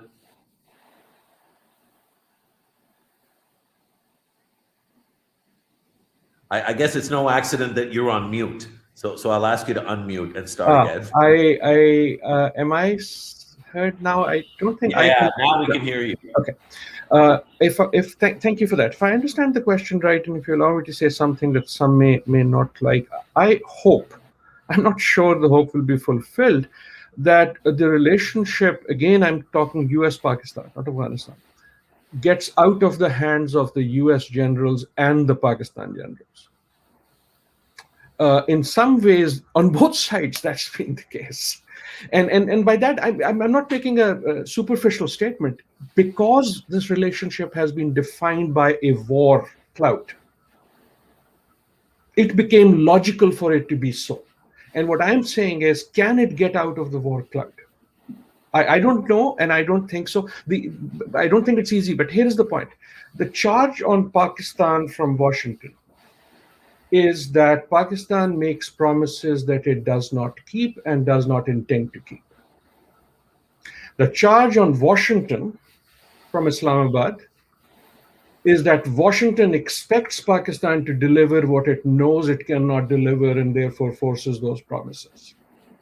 The charge on Islamabad from Kabul is that Pakistan is paternalistic and interferes and keeps talking about this special relationship as if this is not about Kabul, this is about Islamabad. And part of me, you know this, you and I somewhat differ, I think, on this point. I think AFPAC was a stupid idea and a dangerous idea. And I see right now today a small opportunity that will probably not be taken to disentangle AF from PAC in terms of US relationships. What I worry about is not those silly tweets. What I worry about is the implication that sometimes Pakistani statements have, we can help you in Afghanistan again. No, you can't. What I worry about is sometimes, there's not silly editorials in the Wall Street Journal, but sometimes within those, the thought that we might need you to help us. We US might need you, Pakistan, to help us in Afghanistan, so be ready. And I think the best thing that can happen for Kabul, for Islamabad, for Washington, is for this relationship to be disentangled. Pakistan has no business in Afghanistan, no ability of doing business in Afghanistan. Pakistan should resist any idea from Washington. And more than that, it should resist any idea in its own head that there is an opportunity here to somehow derive some either political benefit, image benefit, economic benefit from helping the US. Last one sentence, I think most people here have heard me say this before. US and Pakistan does not have a relationship. The test of when it will have a relationship is when anyone on this screen or the screens you've had since this morning will be able to talk about US and Pakistan for 10 minutes, only 10 minutes, without invoking a third country, without mentioning China or Iran or Afghanistan or something else. And to me, right now is an opportunity to, if you're talking to the US, say, can we talk about, Pakistan needs to focus on Afghanistan as a neighbor, right? This I think is the challenge and the opportunity. Thank you, Professor Adil Najam. As always, professorial and very little to disagree with what you've said. Fariha, I guess this brings me back to the first, to my earlier question to you, and not that you didn't answer it, but where Adil ended up, he's basically saying, look, if you can't focus on Afghanistan, then don't expect the US-Pakistan relationship to be about US-Pakistan. It'll continue to be about the things that the US wants it to be, or the US security establishment wants it to be about. And to me, it seems the only way that's possible is if our internal Pakistani conversation is laser focused on the people of Afghanistan, not the system of governance in Afghanistan, not the schadenfreude or the joy that some people might get at supposedly the humiliation of Afghanistan, but to focus on the fact that no matter who won or lost the war, the people of Afghanistan have been suffering for 40 years. Do you see any hope of our media being able to focus on the people of Afghanistan? Musharraf, let's just step a bit backwards, right, and have a look at what happened in the last 20 years.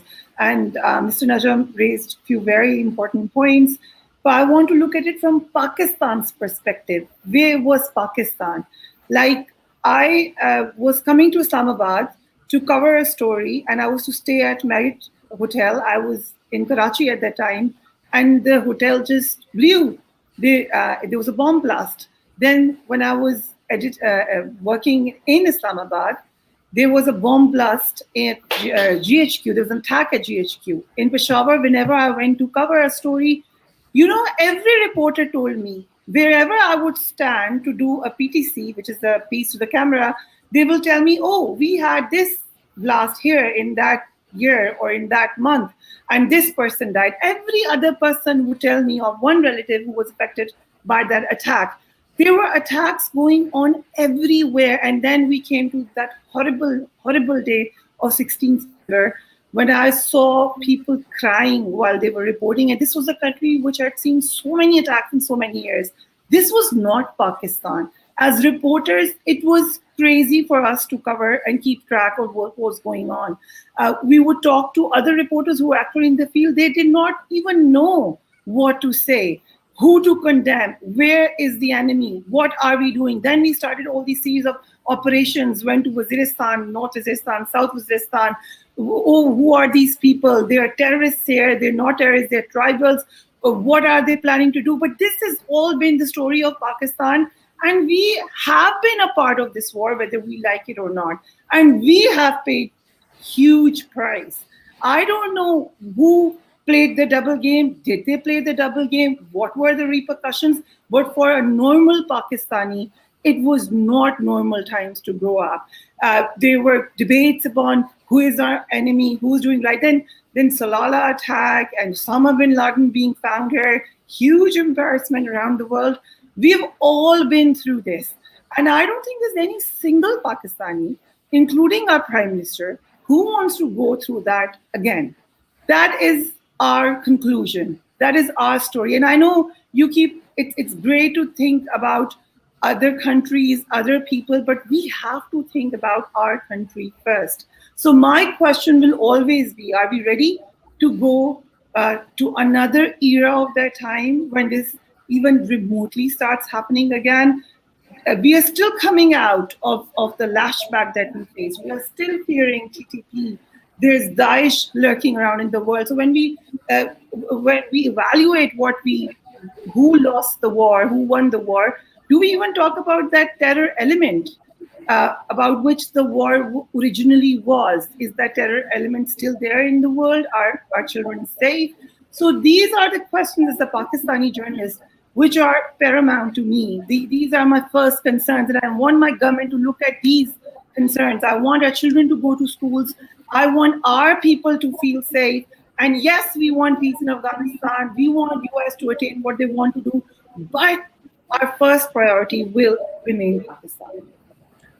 Faria, it's actually one of the best formulated interventions I've heard on a panel. So A, I want to thank you for that. And B, much like Bill, you've really reoriented my own thinking about where this conversation is going. Sadly, we only have a couple of minutes left, and I'll only be able to bring in Michael for kind of concluding thoughts. But Michael, forget anything we've talked about so far. I think what Faria has just presented is really a fantastic summation of the answer to the question, hey man, why aren't the Pakistanis seized with an obsession to secure Afghanistan? And the answer is everything Faria just said, because we're running, from 2007 to 2014, We're running for our own lives. We're literally hiding for cover. And she's right about the Islamabad bombing. The entire Islamabad shook with the Marriott bombing in August of 2008. Of course, APS, but so many other incidents. Michael, how do any of us, all of us, I'm sure to some degree, see ourselves as bridges between people that don't understand each other? How can we bridge this voice of Pakistan in a way that Faria, has articulated with all of the very real concerns and legitimate concerns that Americans have, the U.S. government has, and of course the people of Afghanistan have? Michael? Well, it's a great question. I think you could do a whole separate session on it. So I'll be very brief. I think in an ideal world, you could look at bringing back some mechanisms that used to exist in U.S.-Pakistan relations, like the strategic dialogue that the Obama administration introduced. That was not going to happen in the Trump administration. And quite frankly, even though you have a lot of Obama vets in the Biden administration, it's not going to happen just because of the trajectory of the U.S.-Pakistan relationship. But I think that over the last two administrations, Trump and Biden, both have framed Afghanistan through the lens of counterterrorism. It has not been framed through the lens of great power rivalry and so on. So, I think that there could be potential for continued cooperation between the U.S. and Pakistan on these mutual concerns about terrorism. But it really depends on how far this administration is able to go with this idea of developing a counterterrorism capacity in Afghanistan without having boots on the ground. It's very unclear how easy that'll be to do, given that there's no basing agreements with bordering countries of Afghanistan or anything like that. But I think that there's certainly, from a U.S. perspective, there will clearly be an acknowledgement that the current situation in Afghanistan has raised the specter of terrorism threats in Pakistan. And certainly there's acknowledgement that since 2014, or really since 2015, 2016, the security environment in Pakistan has improved significantly, but that there has started to be some troubling signs over the last year or so as you've had stepped up attacks on Chinese interests and Chinese targets, as you've had Baluch separatists step up their activities. I'm not saying the U.S. has any interest in going after Baluch separatists. It doesn't. But the broader concern about security risks and terrorism risks, that will be shared by both countries. But, I don't think that the U.S.-Pakistan relationship is not at a point now where the two sides could sit down and try to talk about broader issues, broader cooperation. The U.S. continues to look at the relationship with Pakistan through a pretty narrow lens, and that being security-related issues. And the only way to answer Adil's great question about how to have a conversation on U.S.-Pakistan relations without discussing India or Afghanistan or China is if you focus on non-security issues, like more trade, cooperation on climate change. It sounds great, but I just don't think that's a realistic lens from the perspective of this administration in Washington or the previous one, for that matter. So it's important to have conversations like this, people outside government, people-to-people conversations, so on and so forth. I think that's one way forward. Well, we can thank our host and the organizer, Asfar, for arranging this and mobilizing such a great group at such short notice.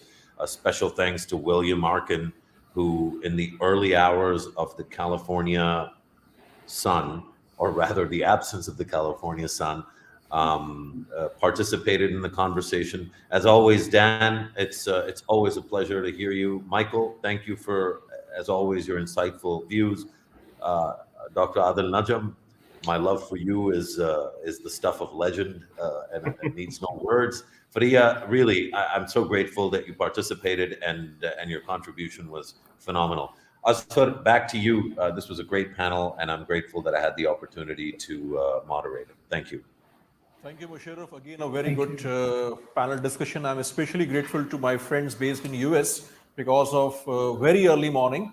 Adil Najam and William, Michael, and Dan, and also Faria as well. And as usual, Musharraf, you did brilliant moderation of last two panels, including this one. So I'm again grateful to all five of you, my dear panelists, and we will engage you further for more detailed sessions on the relevant issues related to Afghanistan and the geopolitical backdrop. I'm again grateful to you. And now the turn is for the last closing session.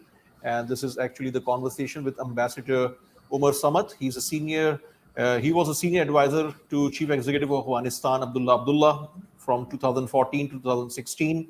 And he is right now the CEO of Silk Road Consulting and also the senior fellow of South and Central Asia, the Atlantic Council. Ambassador Umar Samad, I'm grateful to you for your presence here. You are also based in Washington, so very early morning to you. So good morning to you, Umar, and good morning and greetings from Pakistan.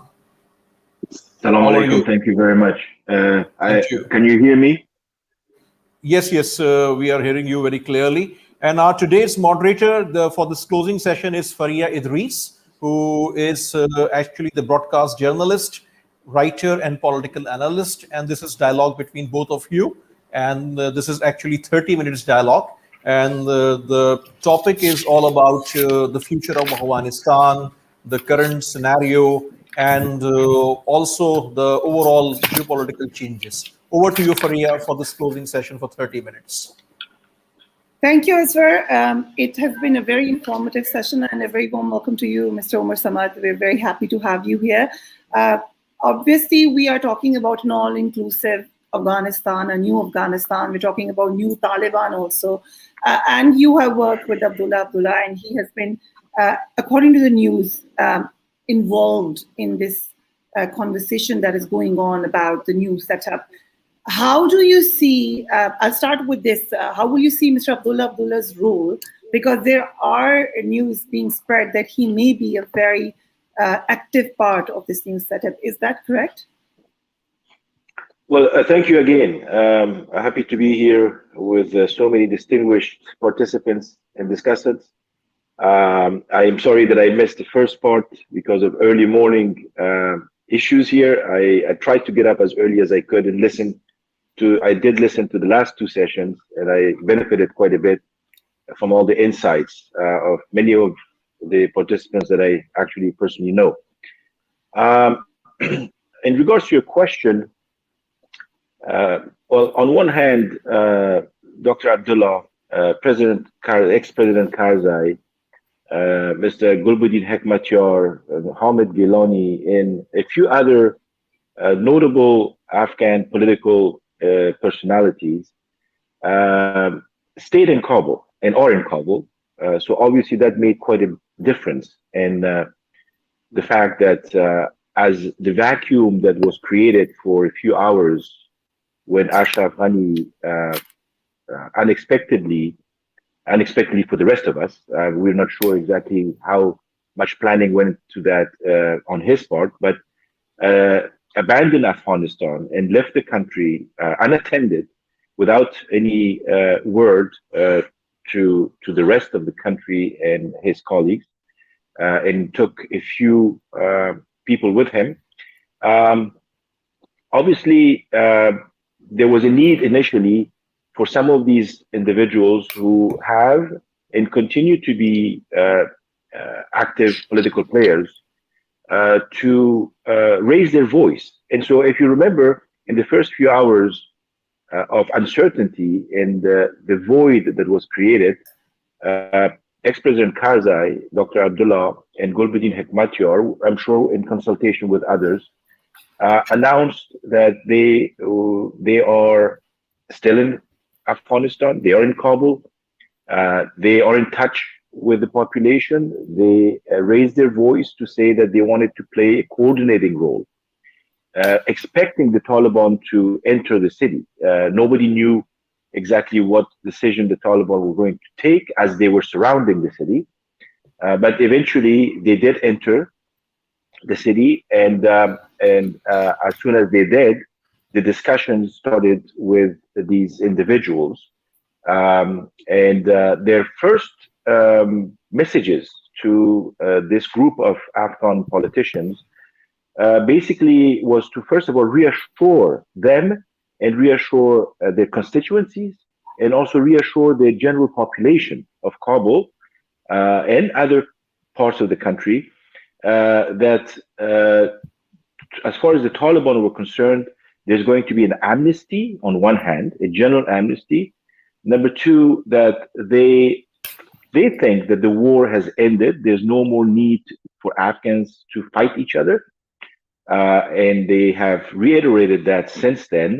Of course, there are pockets maybe of resistance here and there, but overall, their message was that this is the end of the war for the Afghans. And we haven't really heard much fighting going on across the country since then. And that they also wanted to send a message through these individuals to the general public that their lives, their security, their safety, their properties would be respected.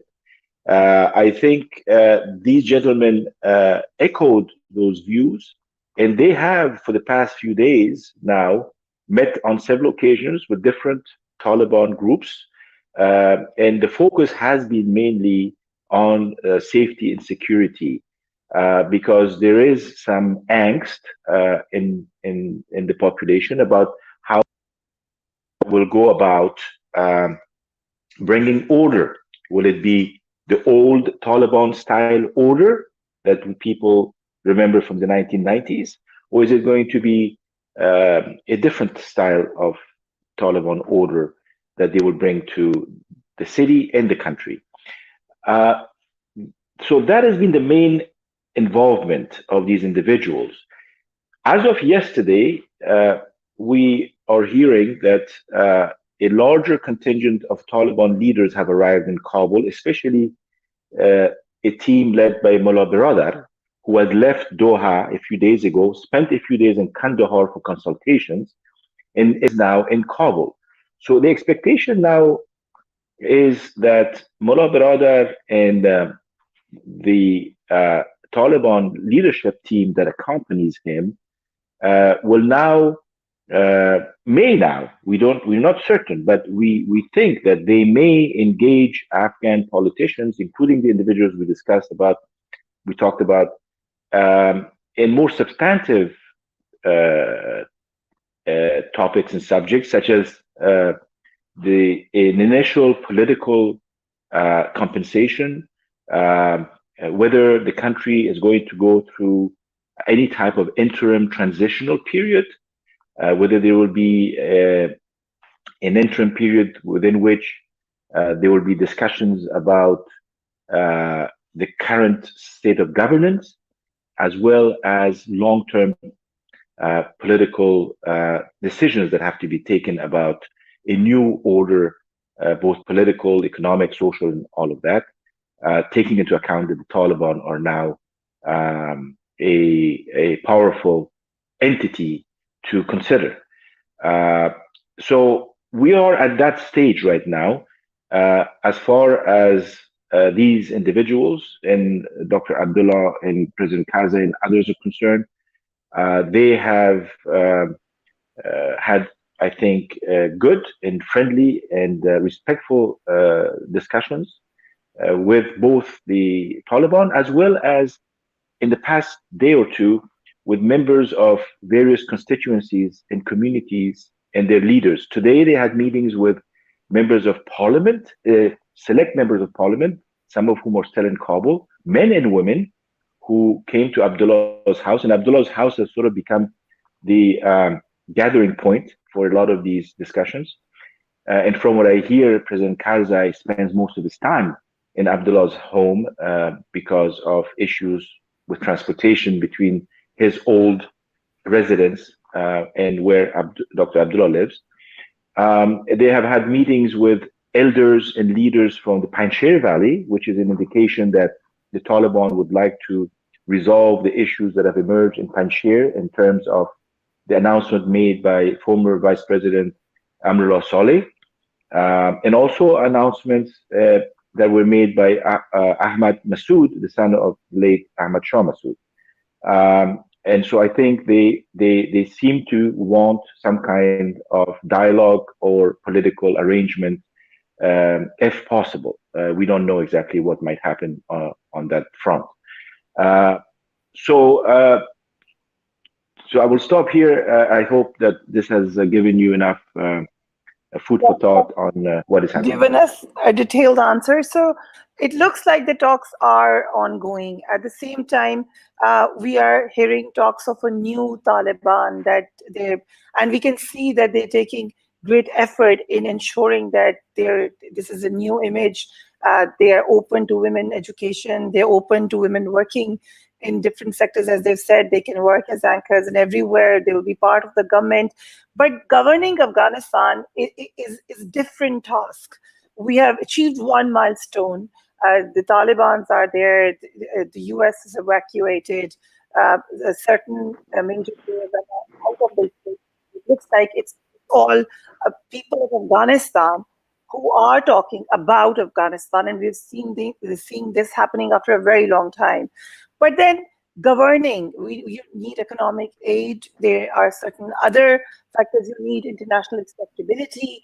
How are these challenges going to be catered? Do you think Taliban are capable of doing this within this inclusive setup? Who is essentially to be a part of this to ensure the stability in the times to come? Well, the Taliban, as I said, are now the central force to deal with. And I am not sure exactly what type of consultations and discussions they had in Kandahar. I think whatever was discussed in Kandahar prior to Mullah Brothers' arrival in Kabul yesterday is very important. After everything that happened in Doha for the past 3 years, all the failed attempts to find a negotiated settlement, a political settlement for the Afghanistan war, most of it sabotaged by Ashraf Ghani and his clique and his supporters inside and outside Afghanistan, because very simply he wanted to stay on and be the decision maker in terms of peace and war, and didn't want to give in. And he knew that the only way to achieve a political settlement was for Ashraf Ghani to either step down or resign or transfer power to an interim or transitional setup, which he did not want to do until the very last minute when he left. Now we are hearing things through the media that he actually was contemplating some kind of arrangement, something that came out through CNN yesterday and select reporters, which in my view does not hold a lot of water and is just a way to whitewash what has happened and to justify Ashraf Ghani's deeds. But most Afghans don't believe that. Most internationals who follow the issues think that he had many opportunities over the last 2 years, especially to do what was right for Afghanistan. But he didn't. So that is past now. As far as Taliban are concerned now, we have to wait. I think we are in a wait and see mode because we don't exactly know what the thinking is within the Taliban. There are a lot of messages that are being passed on to the Taliban from the international community. We constantly hear different countries, different leaders impress on them the fact that they need to have a broad-based approach towards Afghanistan, that they need to realize that Afghanistan has huge economic, humanitarian challenges on its hands, and they need assistance from the international community, that we need to unblock all the monies that have been blocked in the past 48 hours, that we need to make sure that we have, again, a functional government to the extent possible that can provide the services that are essential for the Afghan people, and that we go back to a sense of normalcy. And so that is the message that they have been hearing for the past few days, not only from inside the country and from Afghan politicians and constituencies, but also from the international community. We have to wait and see exactly what their response is going to be. Yes, we do know what they have said over the last 2-3 years on occasions. They have given us a taste of what their thinking might be on power sharing, on relations with the region, on relations with the world, on the needs of Afghanistan. on human rights, women's rights, etc. But it has been very shallow. It has been very, I would say, basic and not deep enough. The Taliban have a very peculiar way of managing information and sharing information about their own policies. I'm not sure if it's a reflection of the fact that they don't have policies totally defined yet, that they still have issues within their own structures, that there are different constituencies within the Taliban who are pushing for different agendas, or whether they are doing it as a tactic and waiting to achieve certain goals before they take the next step. For example, one of their primary goals right now, obviously, is international recognition. And so in order to get international recognition, they will say what needs to be said to the extent that it needs to be said, and may not go beyond that. But the international community and Afghans in particular want to hear more. And so the Taliban at some point now will have to say more, and will have to not only say it, but they also would have to put it in action, and they would have to turn it into policy in actionable, practical terms, make sure that they deliver on their promises. If they want a broad-based approach, they have to be clear as to how, what kind of structures, how is power going to be shared, and where does authority reside, who has authority over decision making, whether it's domestic policy or foreign policy or anything. So all of these things have to be sorted out as soon as possible. So as far as you are aware of the process of talks, are they taking place in a cordial, conducive environment, or are there some major points of contention? For instance, there were reports that the name of Islamic Emirates of Afghanistan was not acceptable for an all-inclusive government, but Taliban then declared this name, and many stakeholders who were part of Doha talks were not aware, were not part of that process when they declared that. Then there have been certain reports about protests against the flag. What will be the main points where you think these talks could stall? These are the major points. I'll be honest, I don't think that we are at that stage of specificity yet. I think that we still are dealing with higher level cosmetic issues. I think the Taliban, at some point, I hope, even though they, as I said, first of all, it's clear now that there are different tendencies and different mindsets within the Taliban. Obviously, it's a large organization. It has different components, different backgrounds, and I'm sure a diversity of views exists within the Taliban as well, in the same way that it exists within Afghanistan, and it has to be taken into account. The same way that the Taliban have to take into account the diversity of Afghanistan in all its forms. As far as specific issues are concerned, I think that the Taliban are also very methodologic. So they use methods and methodologies that are very structured. They take everything one step at a time, and they move forward. And we saw this during the discussions and the negotiations or semi-negotiations that took place in Doha. Regardless of what one faction or another faction may do, I think that until and unless these political discussions start, we won't know whether an emirate, for example, is an issue or not. We won't know if a flag is going to become an issue or not. We won't know if some of these symbolic issues are going to create tension or not. I think that the Taliban are pretty clear about a few things. I mean, obviously, Sharia is very important for them, and so we will have to address that issue when it comes up. even though in the current Afghan constitution, Sharia is somewhat incorporated. The issues that have to do with I think at the end of the day, it boils down to political power and authority in decision making. Are they going to go for Namir or Mu'mineen, as they have so far? Are they going to create an Iranian type of structure, but the Sunni version in Afghanistan? Are they going to adopt certain structures and examples from the current system? Are they going to introduce some new ones? And what are the others going to contribute?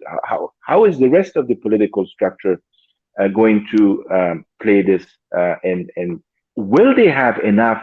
Will they have enough space to share their thoughts and actually negotiate as equal partners?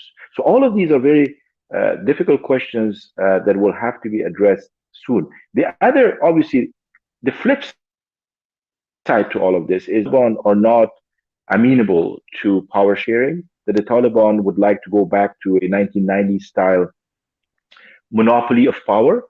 The Taliban only want to adhere to their version, their interpretation of Sharia and impose it on Afghans as they did in the past. So that's the flip side, and something that I think will become very problematic, both for the Taliban, for Afghan society, for the region, and for the world. And they might, by doing so, they are going to surely isolate themselves and isolate the country. And they're going to be seen by some as a pariah state, and they will be sanctioned, in my view, if they take that route. The more flexibility in accommodation they show will definitely be to their benefit and to the benefit of Afghanistan and to the benefit of the region as well. So when you look at how the US has responded to the situation, in particular, there was a speech by President Joe Biden, and it seemed like that he was focusing on the failure of Afghan government and the Afghan forces. Then we saw a lot of criticism on President Joe Biden from the former president, Donald Trump, but they were one point was similar among the two of them, on which both of them agreed, which was again the conduct of Mr. Ashraf Ghani. And how do you respond to that criticism? Well, the current American administration obviously has two sets of challenges on its hand right now in regards to Afghanistan. Immediately, it's the evacuation drama that is ongoing in Kabul. I expect that, and I hope that without any hitches or glitches, it will be completed within the next, hopefully 2-3 weeks at the most. And I hope it doesn't become a point of contention.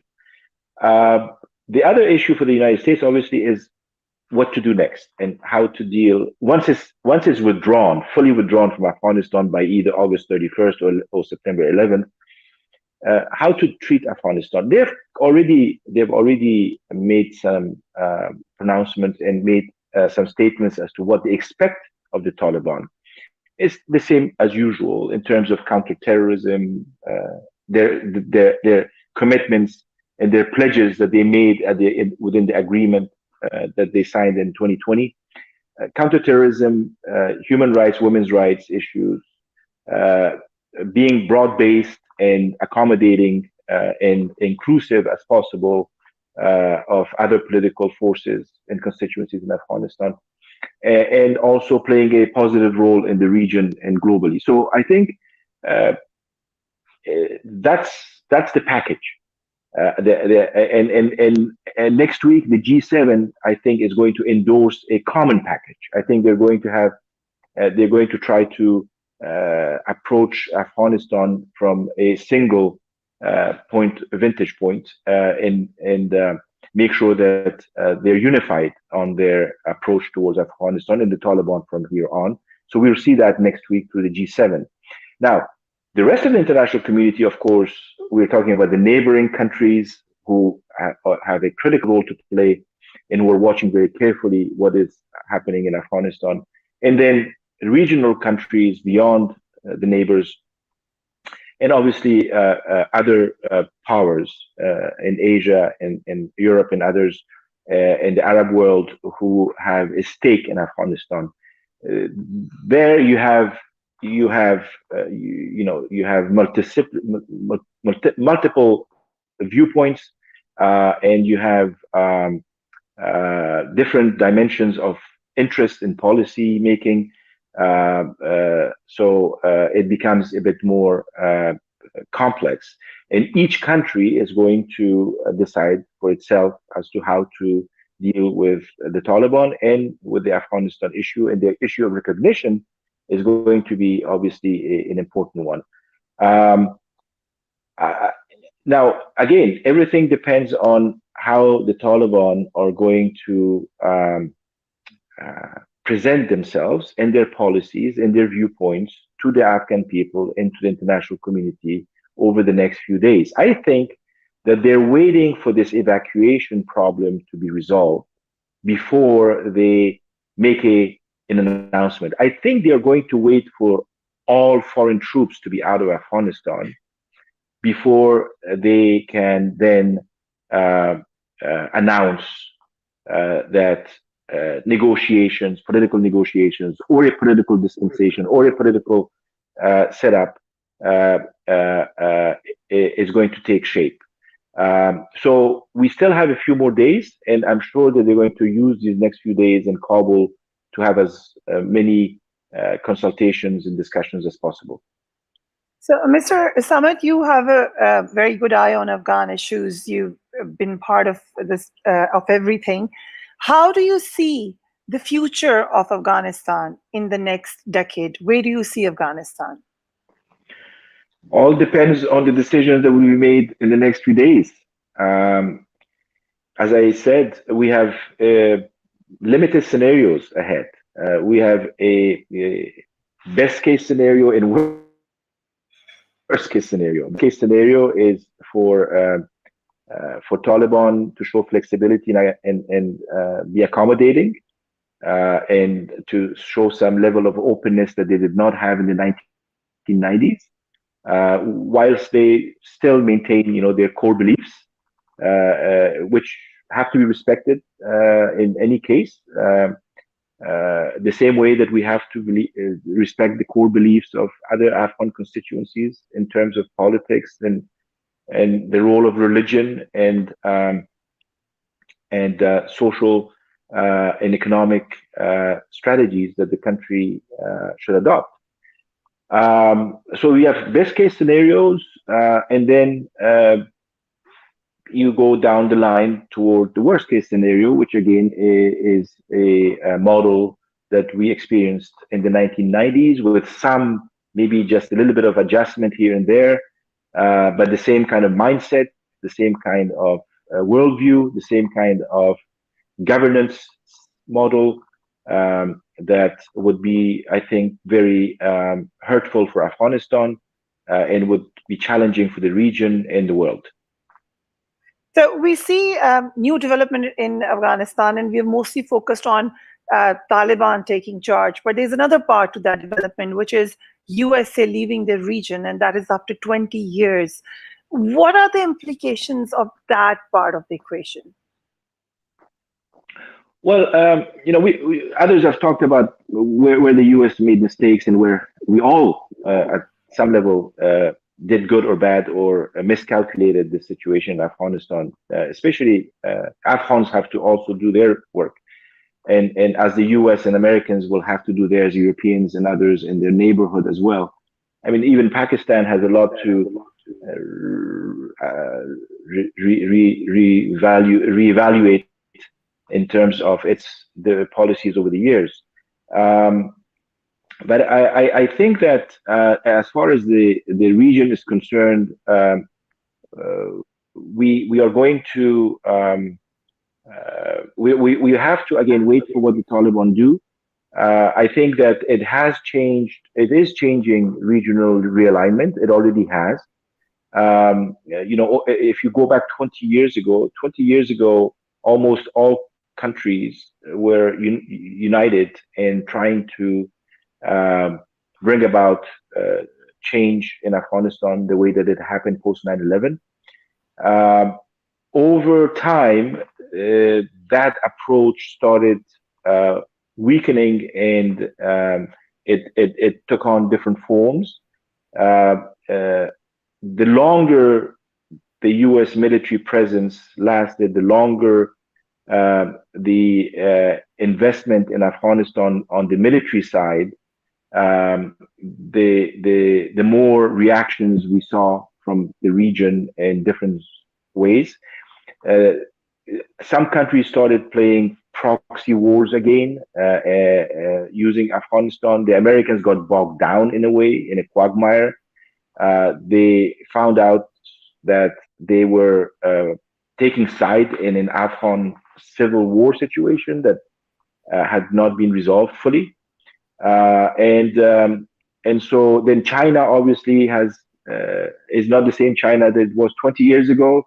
And China is looking at geoeconomic priorities, at its intention to connect itself to the rest of Asia and Europe and Africa, and economically speaking, including Pakistan and the CPEC and BRI projects that have to be implemented. So China has an interest in seeing a stable and peaceful Afghanistan. It probably doesn't care too much as to what the political setup is going to be.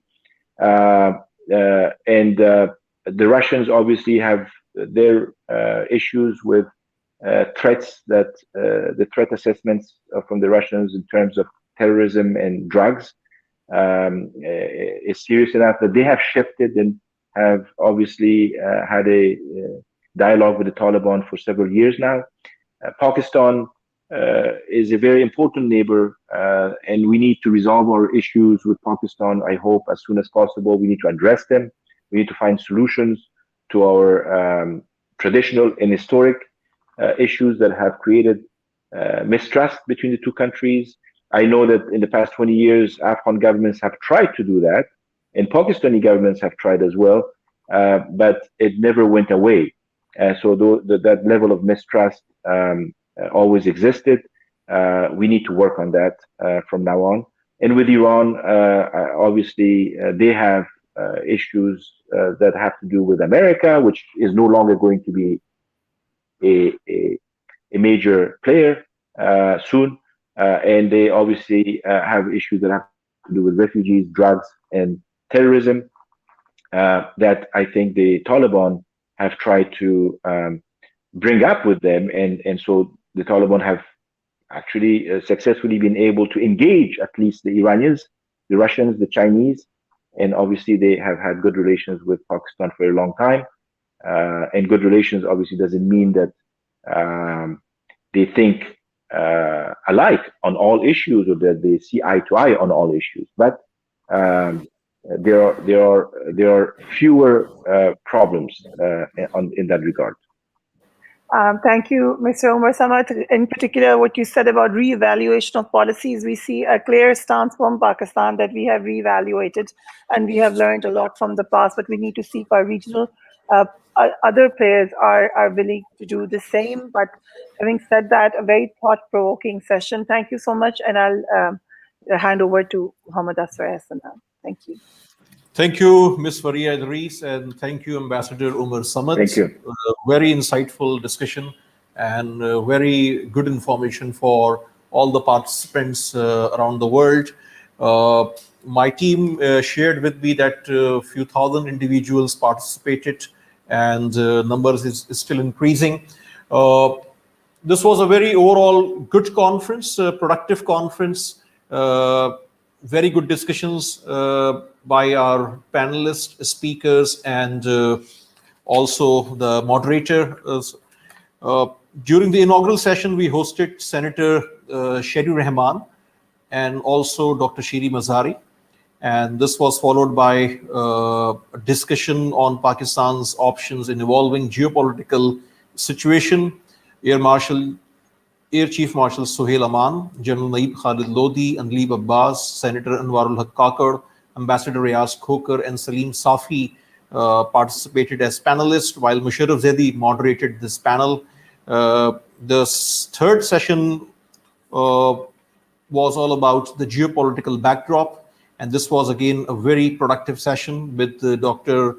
Daniel Markey from Johns Hopkins University, Professor Dr. Adil Najam from Boston University, Michael Kugelman from Woodrow Wilson Center, William M. Arkin from Newsweek, Faria Idris, and Musharraf Zaidi. And also the closing session with Ambassador Umar Samad, who served as the senior advisor to Chief Executive of Afghanistan, Abdullah, and he's the CEO of Silk Road Consulting and Senior Fellow South and Central Asia for Atlantic Council. On behalf of Corporate Pakistan Group and Nutshell Conferences Group, I am grateful to all the participants attended today's Afghanistan conference. Purpose and objective I already mentioned was to share different perspectives and understand the current scenario through experts on national security, diplomacy, and foreign policy. And also few analysts from media side also participated. In next 2 days, we will issue the summary report of this entire conference with the recommendations and publish through the media, print and electronic media. With this note, I'm again grateful to all the panelists, speakers, and participants, and meeting is adjourned. Thank you.